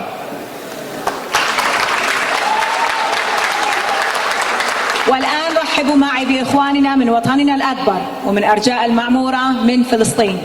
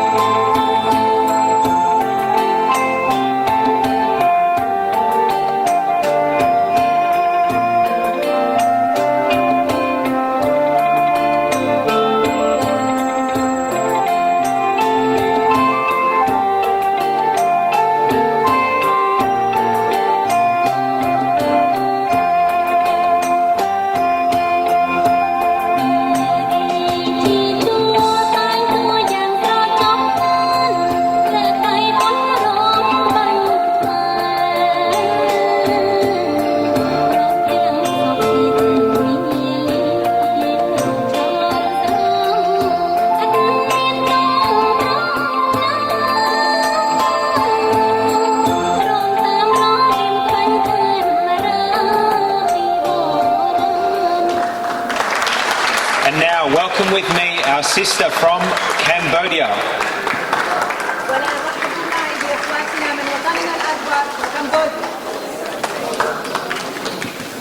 We salute our distant homelands that dwell in our hearts.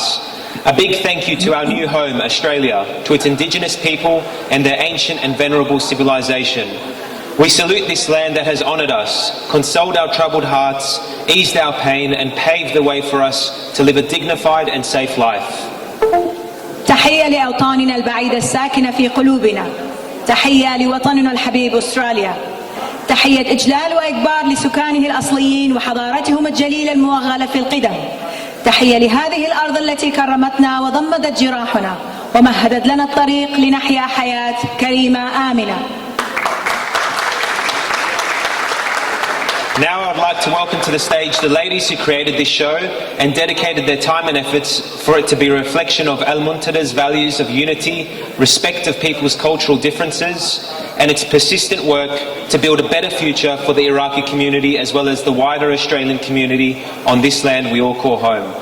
If I could invite to the stage Dr. Bushra Al-Abaidi, May Zuhair Jamel, Samira Ali, Sana Al-Ahmar, Tanya Mohammed, Sahar Kashif Al-Gita, Linda Eshia, Luma Odesho.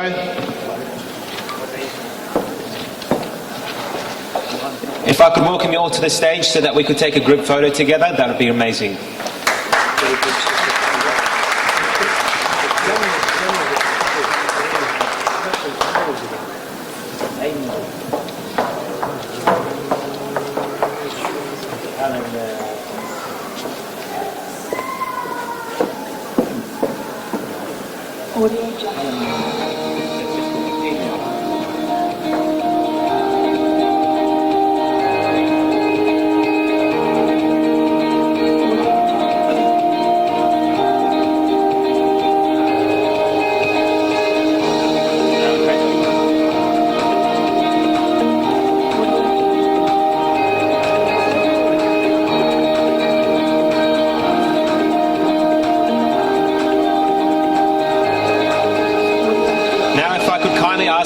officials to join us on stage and the Al Muntada board members to join for a group photo. Al Muntada group photo, please.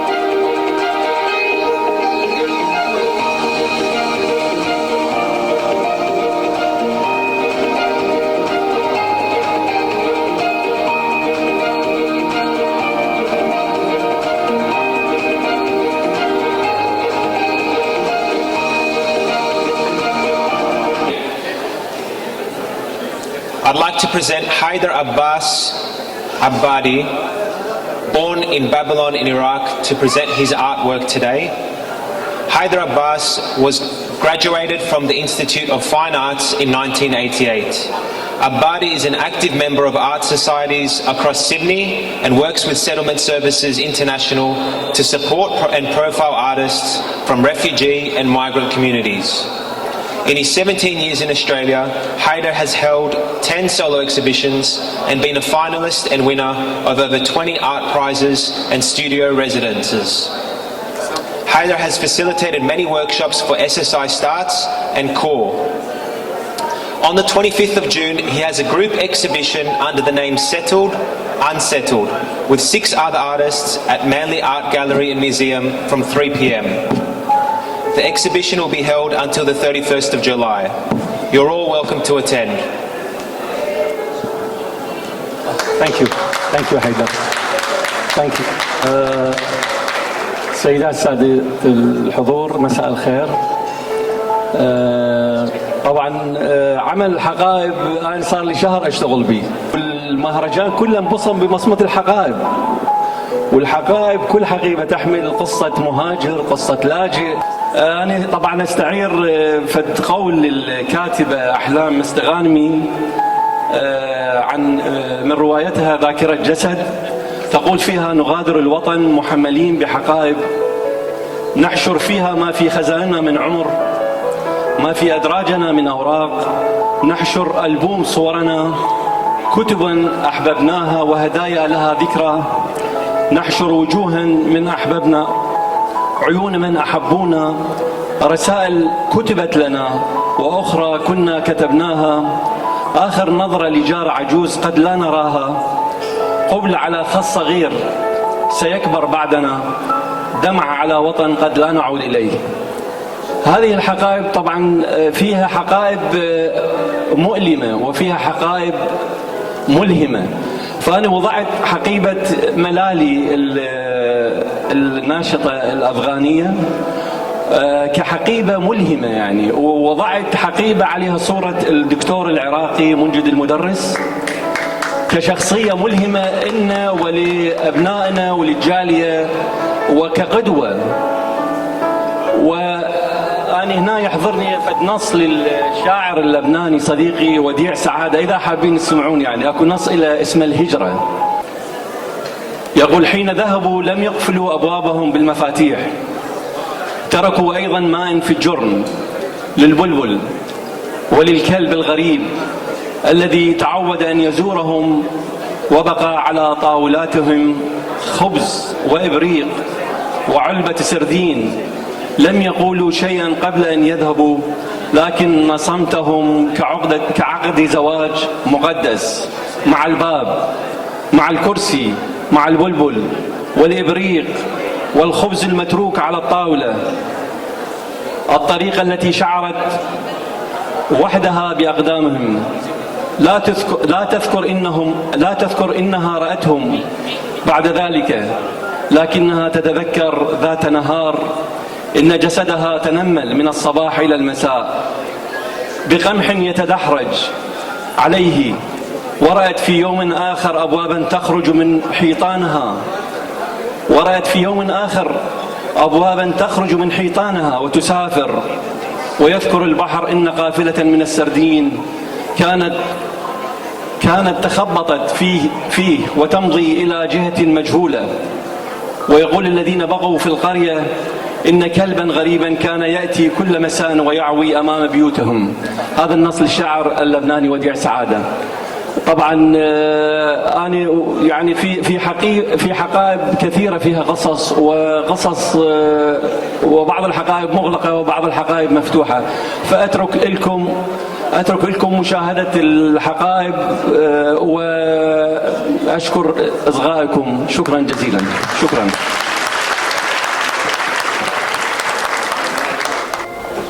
We leave our homeland with bags loaded with what is left of years from our wardrobes, what is left of paper in our drawers.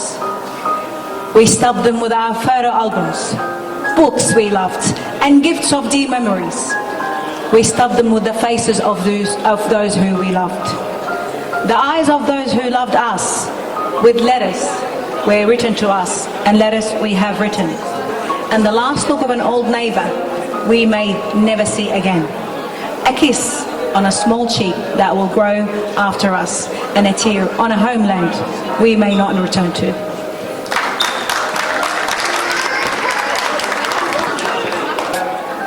Refreshments coming up after the next segment.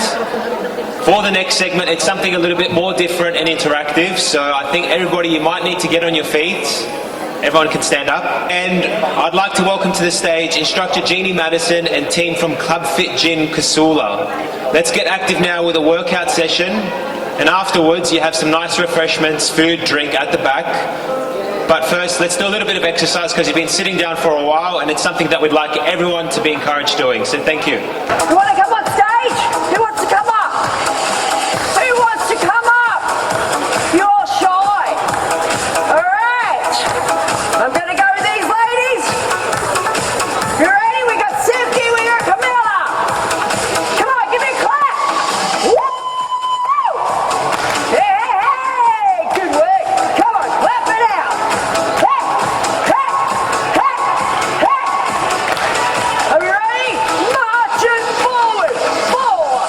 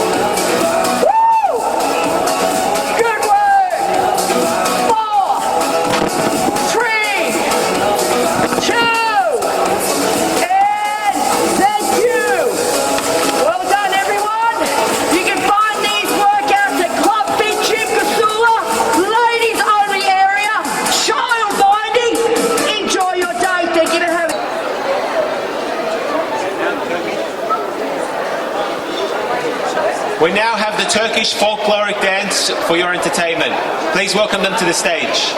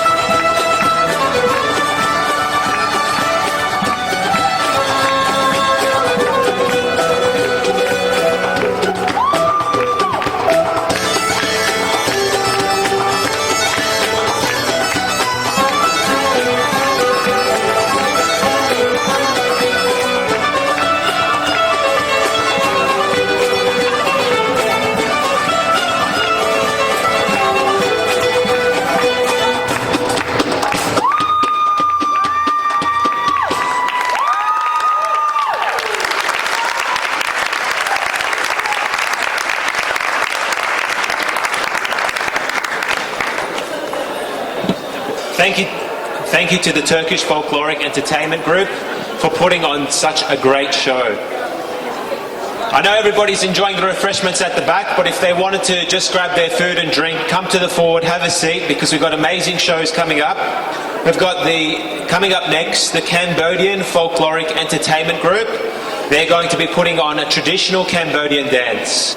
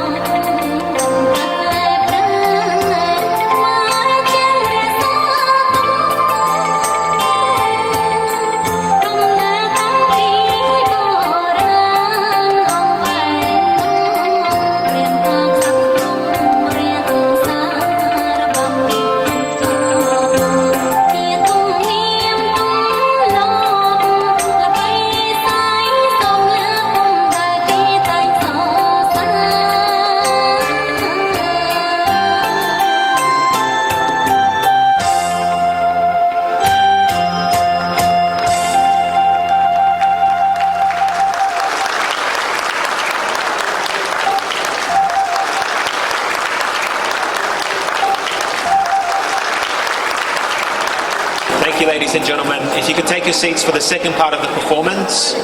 Just a reminder, all of the activities and all of the exhibitions around today in the Casula Powerhouse, I just wanted to run through some of them in case they may have passed you by. Of course, we've got the Arabic tent at the back over there. We've got a slideshow at the back where it is showing photos of old Iraq, so it's quite interesting to watch if anyone's interested in that.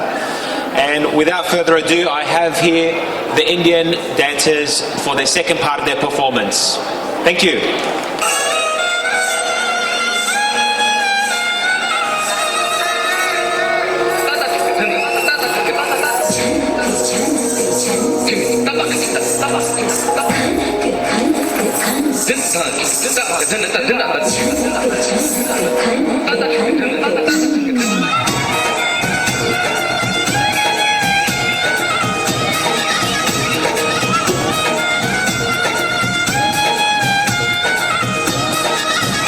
मेरा झुमका उठा के लाया यार वे चोगी राजा बरेली के बाजार में मैं तो झुमका लगा के शर्मा गई बोली घूमकर बता दे के मैं आ गई मुझको लुचा के नाच ले आजा नाच ले मेरी यार तू नाच ले झनक झनक झनका हो नाच ले मेरे यार तू नाच ले अब तो लुटा है बाजार सबको बुला के नाच ले आजा नाच ले मेरे यार तू नाच ले झनक झनक झनका हो नाच ले मेरे यार तू नाच ले अब तो लुटा है बाजार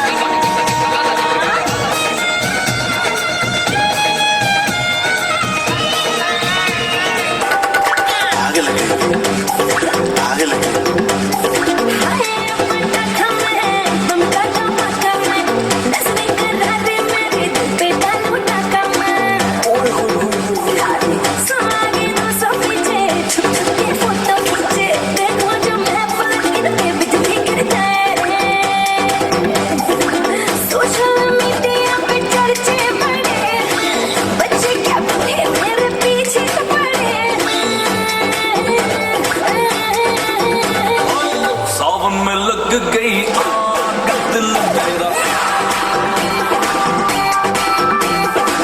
सावन में लग गई आग दिल मेरा ओ सुन रसीना पागल दीवानी आज न सोया सारी आज न सोया सारी आज न सोया सारी रात दिल मेरा सावन में लग गई आग दिल मेरा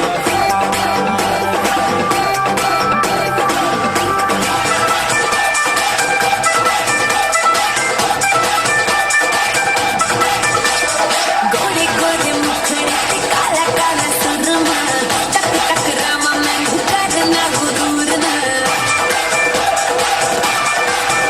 हाय गोरे गोरे मुखड़े पे काला काला काला काला सुरमा टक टक रामा मैं करना गुरूर ना जगे न जावे दिल नू जलावे ढूंढने तेरा लग कोई पाए बचना Let's get crazy तड़ पावे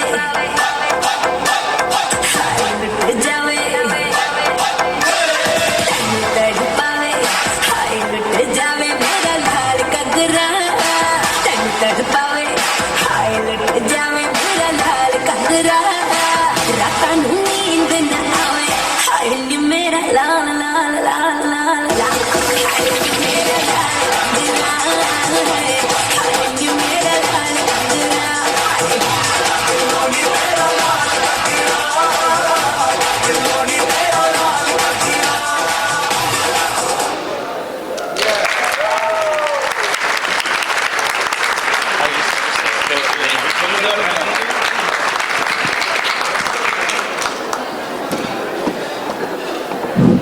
Such an energetic and super performance. Thank you very much. I'd now like to welcome to the stage the Iraqi entertainment show, Iraqi music and songs. Please welcome them to the stage.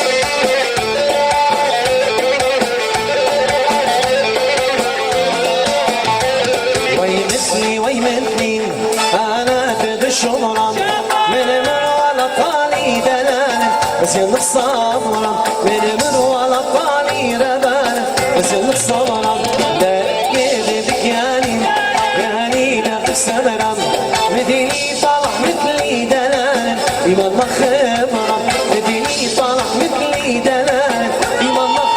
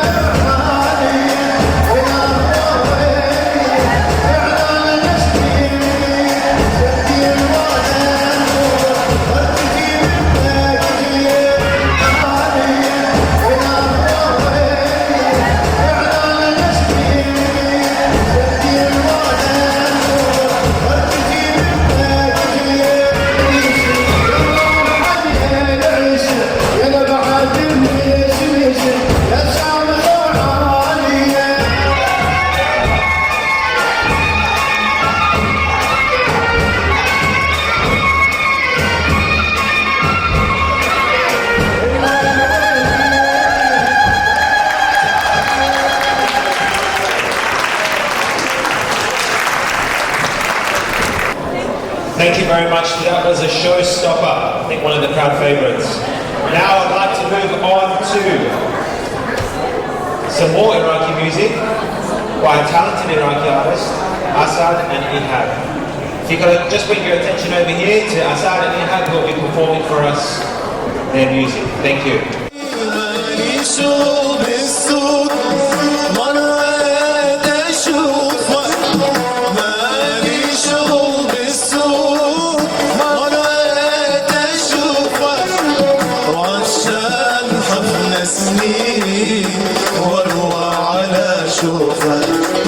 عطشان حفنا سنين واروى على شوفك مالي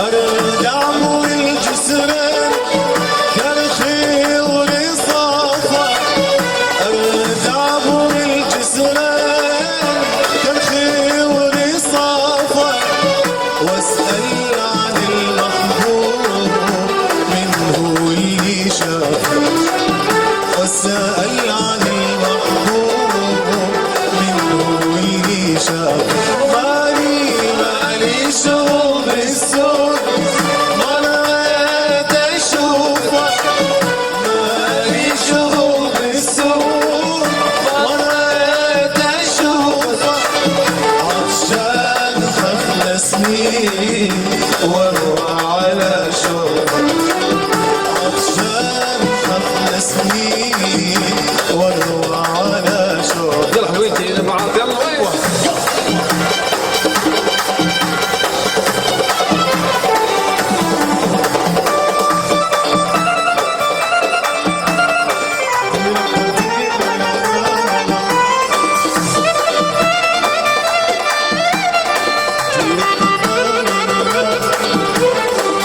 طالعة من بيت أبوها رايحة لبيت الجيران فاتوا ما سلم عليا يمكن الحلو زعلان طالعة من بيت أبوها رايحة لبيت الجيران فاتوا ما سلم عليا يمكن الحلو زعلان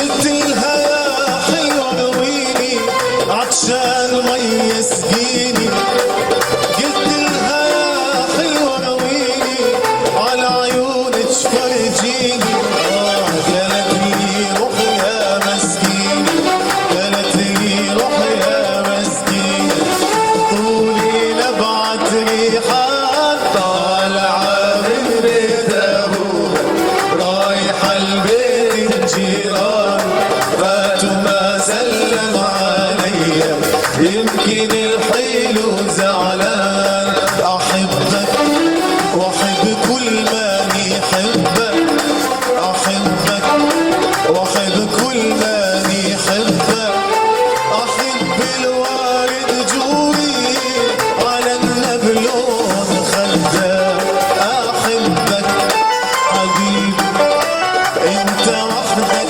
حبيبي نصيبي ده هجرك نصيبي حبيبي ده هجرك حبيبي يا نصيبي والله هجرك نصيبي والله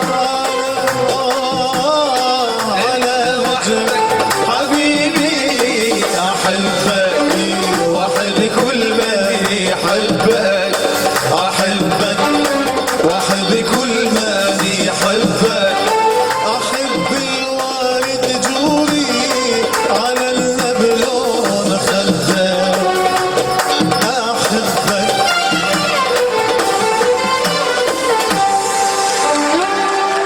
عجم لا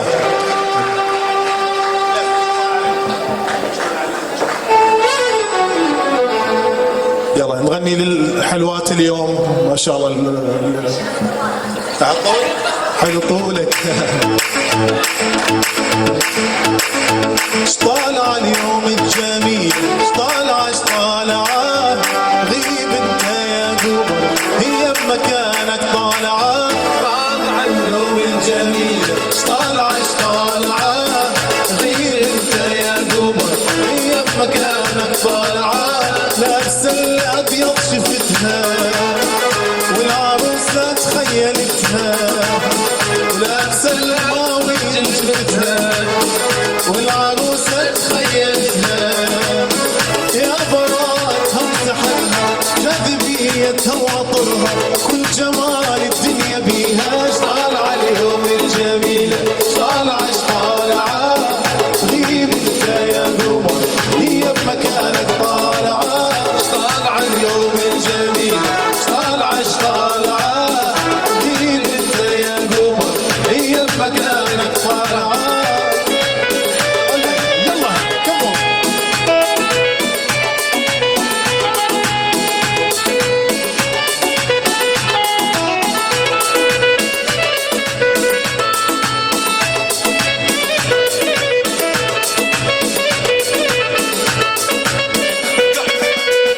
لبست اللون الأحبة ويني وش لايق عليها، عيني وش لايق عليها. بسمة كل الأحبة بيع عمري واشتريها، بيع عمري واشتريها. هي من مرة علينا شعلت النيران بينا، هي من مرة علينا شعلت النيران بينا. خايلتها شكستها خيلتينا أفعال. شطالعة اليوم الجميل، شطالعة شطالعة، غيب انت يا قمر هي بمكانك طالعة. شطالعة اليوم الجميل، شطالعة شطالعة، غيب انت يا قمر هي بمكانك طالعة.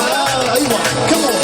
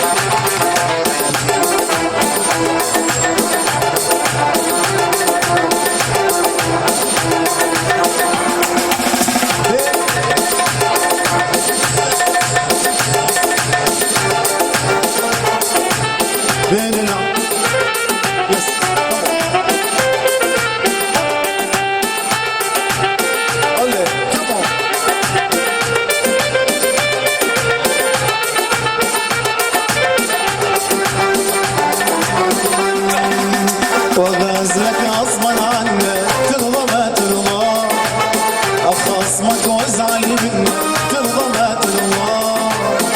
غازلك غصبا عنك ترضى ما ترضى، وخصمك وازعل منك ترضى ما ترضى. لو قطعت الابواب صدق اسبوع، من كل مسام البيت تدخل لك الروح. لو قطعت الابواب صدق اسبوع، من كل مسام البيت تدخل لك الروح. يستاهل نضحي طبعا واعطي له من روحي طبعا، يستاهل نضحي طبعا يعطي له من روحي طبعا. وغازلك غصبا عنك غصبا عنك.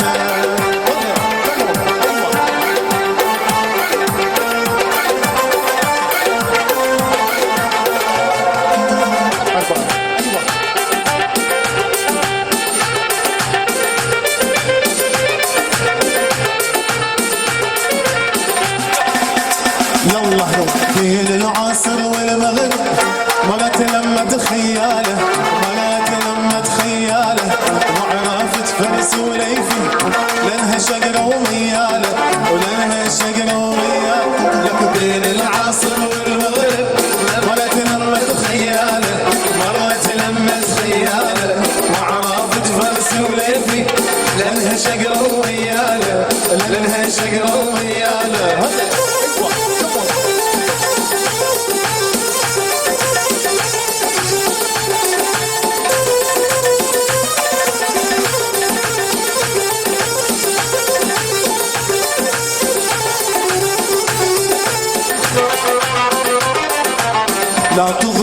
لا تضرب كسرت الخيزرانة كسرت الخيزرانة وصار لي سنة وست شهور من ضربتك وجعانة من ضربتك وجعانة لكن لا تضربني لا تضرب كسرت الخيزرانة كسرت الخيزرانة صار لي سنة وست شهور من ضربتك وجعانة من ضربتك وجعانة لك بين العصر والمغرب ورحت لما خيالة ومرت لما خيالة وعرفت فارسي وليفي لانها شقرة وميالة لانها شقرة وميالة يلا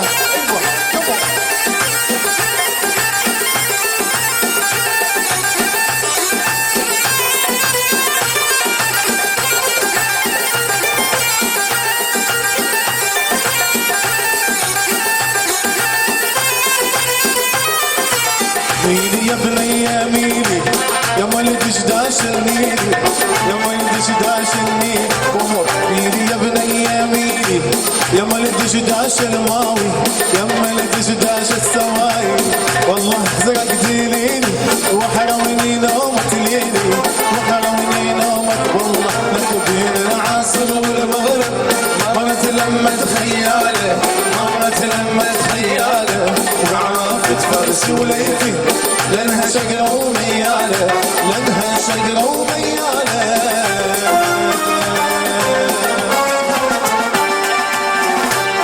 Thank you so much.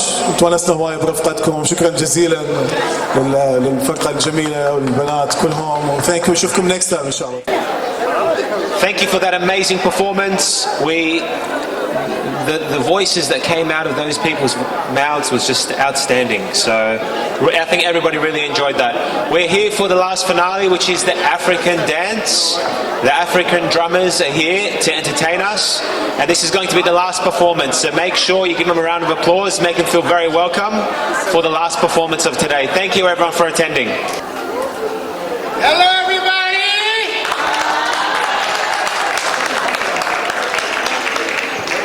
Are you ready? No, you don't sound enthusiastic. Are you ready, everyone? Well, we are here because of you. When we start a music along the line, and you feel like getting up and move your body, I think that's the best thing to do. Okay?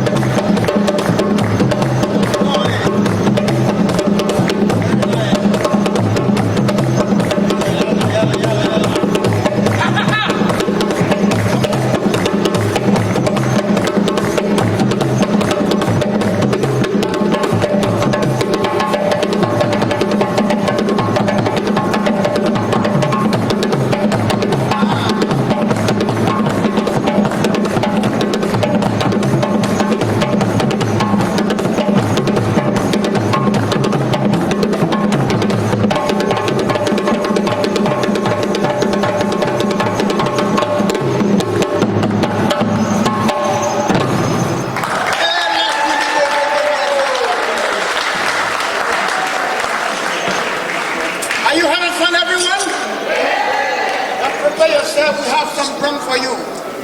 So very soon you're going to have your own drum and we'll do it together. Let me ask you to do something simple. From the right to the left. 1, 2, 3, 4.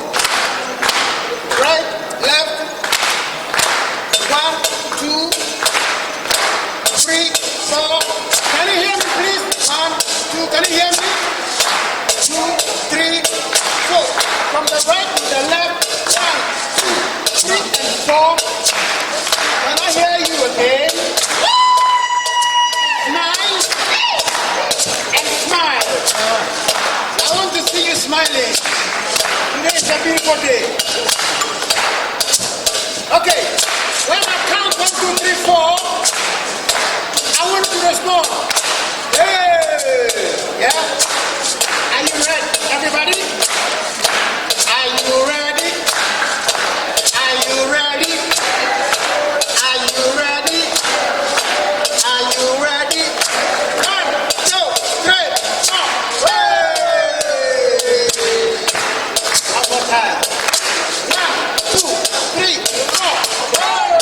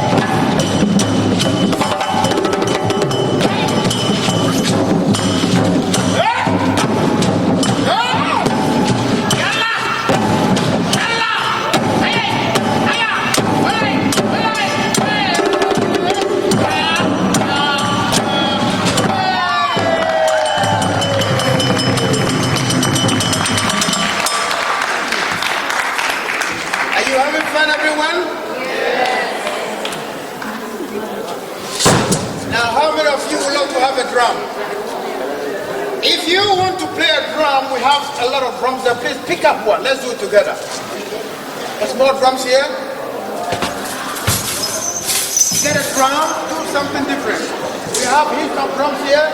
Men and women, come and get a drum.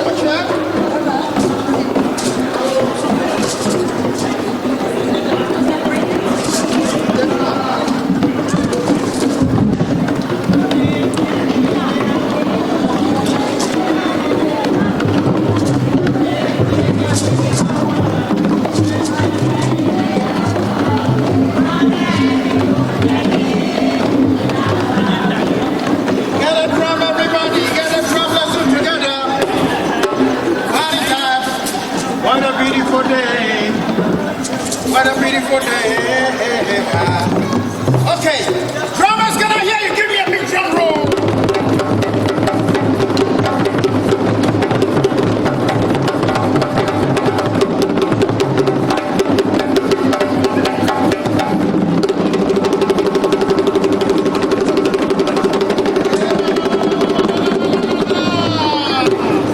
Everybody after me.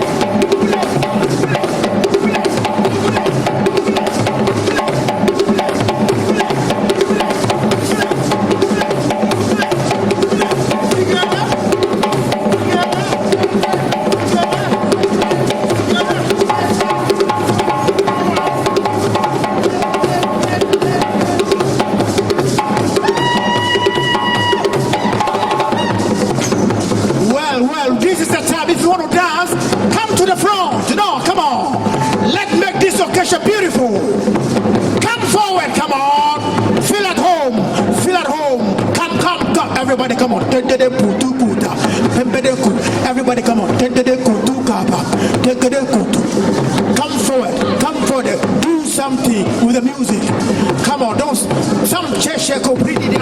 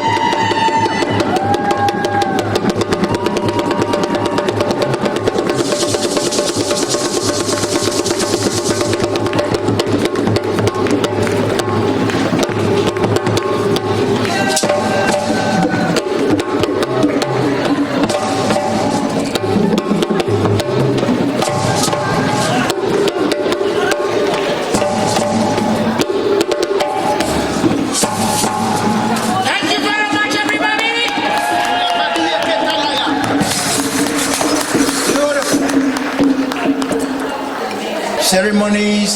So if you need a card, please get closer to us. We have a lot of cards for you. يا جماعة سماعي يا جماعة I would like to say million thanks to Haider Shkare. Please give him an applause. He did a great job. He did a beautiful job. شكرا حيدر شكرا وشكرا مرة الأخ الحيدر عباس اللي زين القاعة بهاي الجنط الرائعة وتبرعنا بيها. هو مشتغل مسوي مشروع لنفسه بس قال راح نطيل المنتدى وتعب هواية. وألف شكر حيدر عباس ألف شكر على المشروع مالتك. صفقة الحيدر عباس بليز. Haidar, he is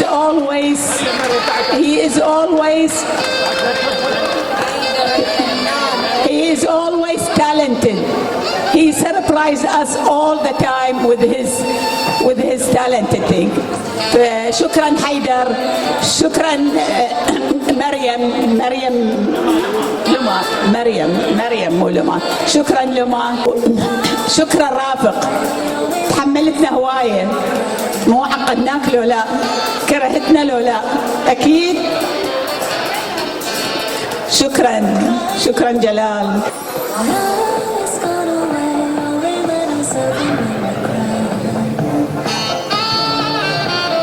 And thanks to Sanya,